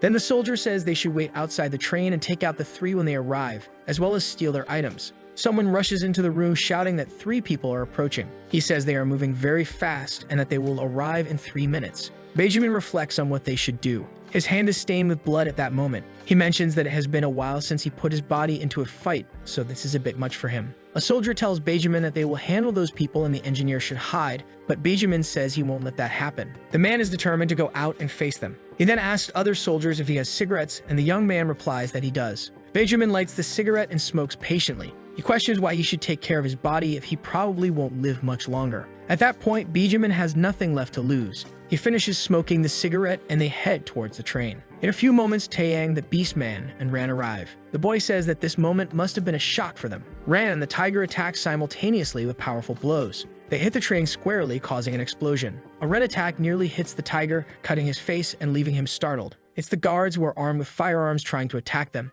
They shoot repeatedly at the tiger. But Ran approaches and defends the boy with his wind power, deflecting the bullets with a shield. The bullets return against the soldiers, hitting them. Benjamin observes that Ran and the beastman are there, then wonders where Taeyang is. Suddenly, right above the man, the boy appears. The boy pierces Benjamin's hands, pinning him to the ground. Ran shouts for the MC not to give Benjamin the chance to cast spells. Benjamin realizes they are trying to prevent him from casting spells. That's not possible. Even pinned to the ground, Benjamin manages to use his magic. Hyun becomes worried and tells Taeyang to move away. The boy jumps away while Benjamin tries to hit him with his magic. Benjamin attacks with everything he has, expending the maximum of his power to finish off Taeyang. The MC complains that Hyun told him that if he blocked Benjamin's hands, the man wouldn't be able to cast spells. The girl responds that it should be true, but apparently it isn't, and Benjamin is surrounded by dark magic. Taeyang is now in a complicated situation. Using all of his energy, he activates the Swords of Light. Thanks to having consumed the dragon's heart earlier, his mana has increased drastically. Benjamin becomes worried upon hearing that. When the boy leaps towards him, he remembers Guhol using his combined swords. Taeyang strikes Benjamin, cutting him. The cut is so fast and precise that the man is caught off guard. Benjamin can hardly believe that Taeyang is using that Sword of Light. The man's arm is torn off, but black smoke begins to emanate from him. The boy wonders why that smoke is coming out. The cruel leader starts to smile like a madman. Benjamin sealed his left arm to summon Atlas. The man has a demonic look and says he will finish off Taeyang right there, even if it takes some time to recover. Chimera watches the battle. The Demon Lord notes that this is quite problematic. If they let things stay as they are, the Endless Train stage will collapse. Creating a well-structured and rich narrative stage is not an easy task. That's why Chimera is determined to put an end to it. The Demoness snaps her fingers. Then the magic happens. Taeyang stands before Benjamin, ready for a historic battle. The game is paused for administrator auctions. All scenes abruptly stop. Chimera is determined not to let such a good stage be destroyed like that. The game is paused while everyone is fighting. Benjamin and Taeyang are ready for a historic battle. Meanwhile, Ran and the beastly human are fighting against the soldiers. Suddenly, something strange happens. Taeyang suddenly awakens in a different place. The same happens to Solomon, who is confused about where he is. Benjamin, the tiger boy, and Ran also appear there. Chimera approaches them and says it is a pleasure to finally meet them. Then she says she is responsible for that stage. Ran is confused about the train's owner being a demon. Benjamin speaks to Chimera as if he knows her. Chimera says it has been a long time since they last saw each other. The last time she met Benjamin, he was still young. Then she tells Benjamin that she is very sorry for Guhal. She says she is also very sorry for the players. She ended up summoning them there for personal reasons. Smiling, Chimera says she is very grateful that they understand. The tiger boy approaches and says that Chimera owes him an explanation. He says he has done a lot up to that point and she hindered him from winning that stage. Chimera says the boy should thank her. After all, that is the Room of Gears. Despite her intervention being involved, at that moment, everyone there managed to get through that stage. Then she tells the players that based on what they have done up to that point, they should be rewarded. In the chat, people are excited because they have never seen a demon intervene like that at the level. Taeyang remains silent with a serious look. Ran says that this is a relief and they have to take advantage while the Demon Lord helped them. But the MC is not satisfied. He asks for an extra reward. Indignant, Taeyang says that if she doesn't give him the reward, he will take care of Benjamin. After all, he was almost winning the battle. Chimera speaks to the boy in a serious tone. Then she questions if the young man is saying he will go against a Demon Lord. Ran becomes worried and says that Taeyang is acting crazy, and even for him to face a Demon Lord is too much. The MC reflects that the Demon Lord always watches the game, but this time she suddenly decided to interfere. This can only mean that she is trying to prevent the stage from collapsing. Chimera is furious with Taeyang, but suddenly things change and she starts laughing at the boy. To everyone's surprise, Chimera says she actually likes Taeyang. She then comments that he is indeed an intriguing human. Then she says she will give him 2 extra achievements. Additionally, the S+ graduation will also be awarded. Our hero has accumulated 15 rewards. In Chimera's report, she notes that the group performed exceptionally and managed to handle adverse situations. Ran and the beastly boy are impressed that they reached the S+ graduation. Taeyang also obtained the 2 items, which are the light swords A and B in addition to the dragon's heart. Chimera says that now they can go to the next floor. She tells the boy that thanks to him, she was able to observe that stage with great interest after a long time. She says that the dragon's heart is a great bonus, but Taeyang needs to be cautious. Since the dragon's mana is very powerful, it could simply destroy the boy's body, so care must be taken. The human tiger starts to leave and Taeyang calls out to him. Our hero says they should go together to the next floor. After all, they worked very well as a team. The boy says it is very bold of him to suggest that he should trust humans even after being betrayed by one. To him, that doesn't seem like a good idea. Taeyang complains that the boy is very stubborn, and Ran says she also doesn't want to work with him. Chimera remembers Benjamin. The man is standing in front of her and then starts to approach. The woman tells him he should go back to the train. Chimera tells Benjamin that they should assume the situation has been resolved now that the engineer saved him. Benjamin complains about Chimera's behavior, saying it is horrible. The woman says that in the end, that is her job. Ultimately, acting as he did in his stage will not be something that will go unnoticed. Soon, she will return to meet him. Before Chimera leaves, someone calls for her. Solomon is heading towards the Demon Lord, and his father is worried. Solomon says he knows, and Chimera asks what he is talking about. Then Solomon says he knows that World is a video game created by demons and asks if he can leave. Chimera is surprised by the boy's stance. The woman reflects that Solomon is Benjamin's successor, and if he leaves, there won't be strong enough people on the train. Still, not rejecting challenges is the principle of the dimensional labyrinth. Then Chimera tells Solomon that he can leave whenever he wants. Smiling, she says that the dimensional labyrinth does not refuse challengers. Benjamin asks if Solomon is leaving. The old man is confused because his son wants to leave and says that they now have all the power they wanted. Solomon says that in that artificial world, there's nothing more he can learn from his father. He no longer wants to stay with his father, he actually wants to discover what the real world is and the truth behind that tower. In the darkness, someone says that Taeyang has arrived in the safe zone. There's a person surrounded by many others. She stares at a fixed point and throws her dagger in a drawing of Taeyang. The girl smiles and says she is waiting for the boy. In front of Taeyang and Ram, a door appears. In the chat, people start to get agitated because the MC is in the safe zone with the Messiah. Hyam wonders if it is the same Messiah she knows. The door opens and light enters. That is a small town called the Safe Zone. Taeyang enters the place. Many people are there looking at them, and Ran is confused. The girl says that the boy has finally arrived and moves towards him. Ran and he are startled by what is happening. The girl hugs the boy to everyone's surprise. In the chat, people question why the Messiah is there. Taeyang wonders who that person is. She introduces herself as the Messiah. Angrily, Ran asks who that person is. The Messiah tells Taeyang that she missed him and approaches the boy to give him a kiss. But the MC stops her with his hand. Taeyang lifts the girl over his shoulder and says they need to get out of there. They enter an establishment with rooms. The receptionist welcomes them and introduces the place as an inn. The boy is confused that Letty is on that floor too, and she says she is wherever the players need her to be. Then she asks what they need. Taeyang says he wants a room for them. In front of the door,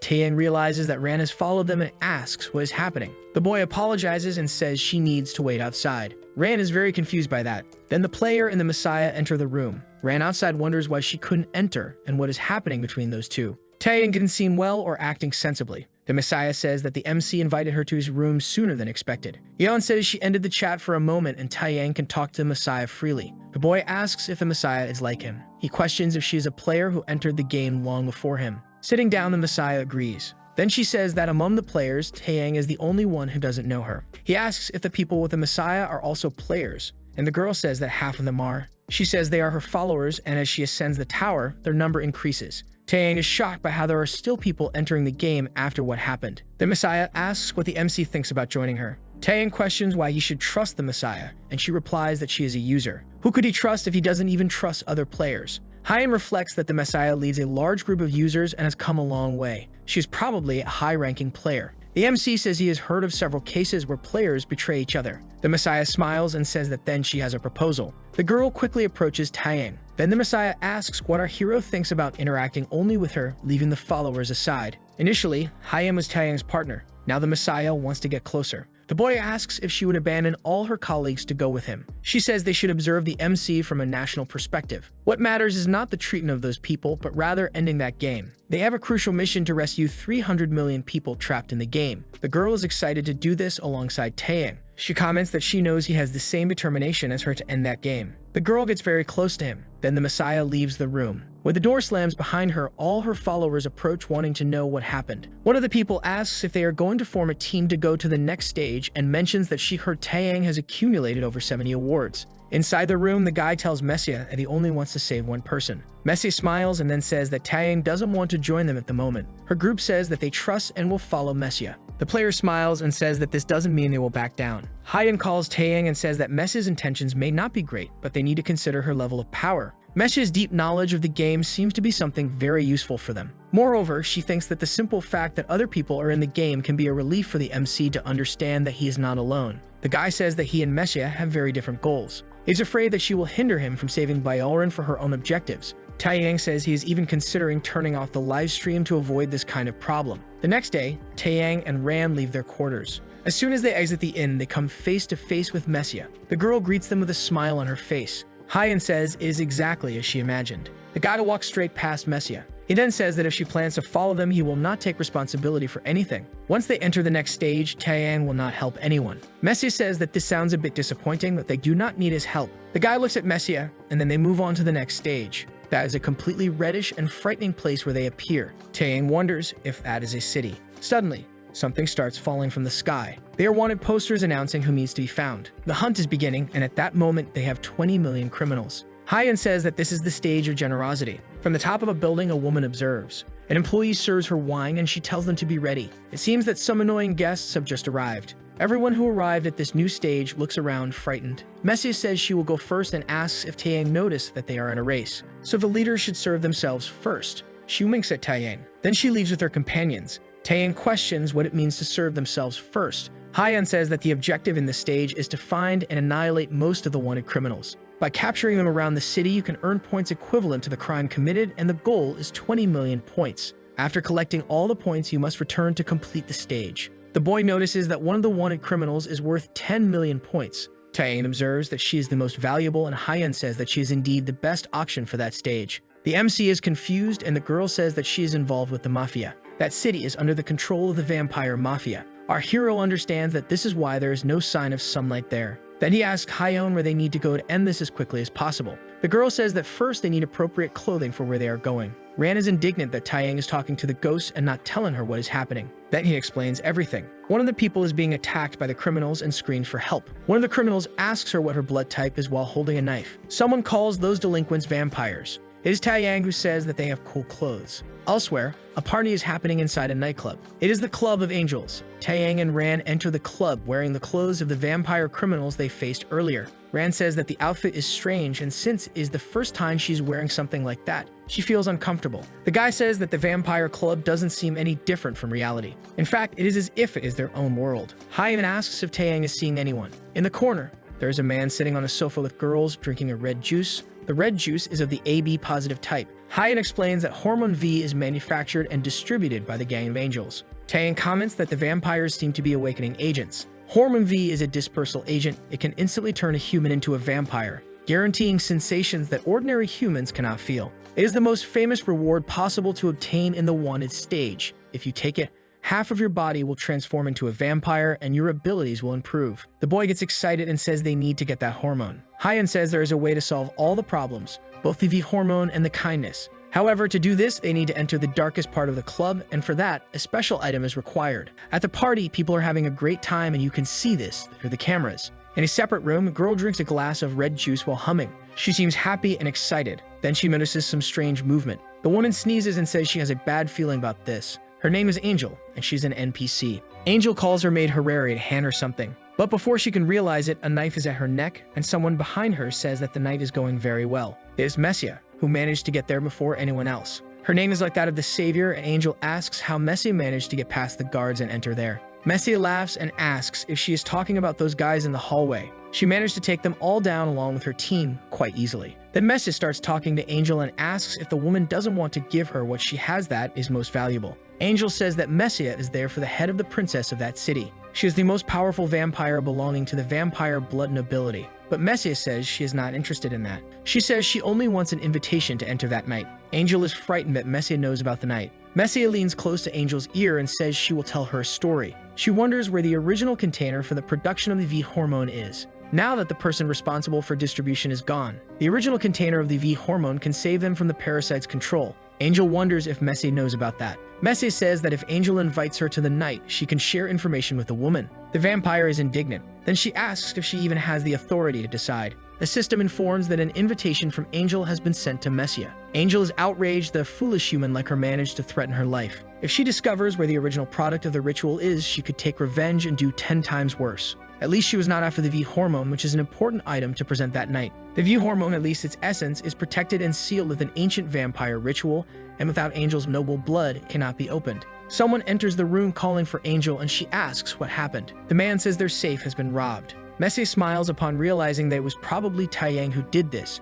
She accepts that the boy made a good move. Worried, Angel enters the room. Her safe has simply been broken into several pieces. She sees that it was visited by Taeyang. The boy left a note saying that if she wants to get it back, she must invite him to the 7th floor. Angel is furious and crumples the paper. She is outraged by his audacity. Taeyang observes that it doesn't matter how many lackeys she has or how difficult it is to access the safe, nothing can stop him. Then Angel's invitation is sent to Taeyang. The boy questions whether they should go at that moment. It is time to enter the home of the bats. The night city has a red light coming from the sky. In the streets, people dance and play, having fun. There is a huge door with a security guard dressed in black. He stares and asks for the name of the person who wants to enter. Messia introduces herself, and since she has Angel's invitation, she can enter. Taeyang and Messia are inside the party. The girl greets the boy, wishing him good evening, and he is astonished. Messia notices that Ran is not by his side and says that she will probably be his partner for the night. They walk further inside. Upon arriving, they find an environment where people are gathered. It is possible to see how much can be earned for each of the people present.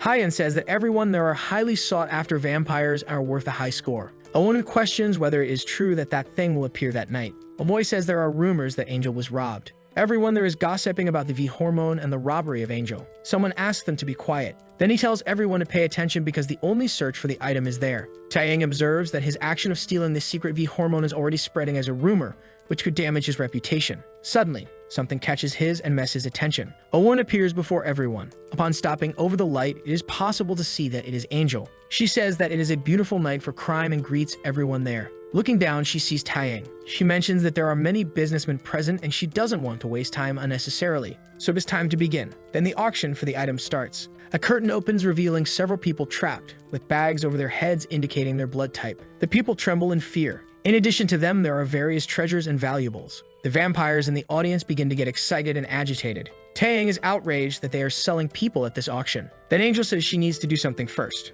Suddenly, several armed individuals are pointing their weapons at Messia and Taeyang. They are staring at the two, ready to attack. Angel says that first there are some rats to deal with. Taeyang remarks that it is not very kind of her to treat guests that way. Angel becomes furious with those irritating humans. She then orders her subordinates to take care of the two and leave no trace behind. The servants begin to shoot several times in the direction of Taeyang and Messia. However, when the smoke clears, only a mask riddled with bullet holes remains. The shooters are confused and suddenly they are struck by a blow. The barrels of all the weapons are quickly cut off. Taeyang says he was a bit scared because they seem like a mafia. Smiling with a sword in hand, he says he is just disappointed now. All the vampires in the audience are impressed with what is to come. Then they start to laugh. Everyone there is roaring with laughter at Taeyang. They say it has been a while since they encountered such an interesting human and ask Angel what she thinks of the situation right at the auction. Angel says she doesn't know what Taeyang is planning, but you should remember that he can't do anything without the points. Taeyang tells her not to worry because someone generously gave them a lot of good things. Angel is confused by that statement.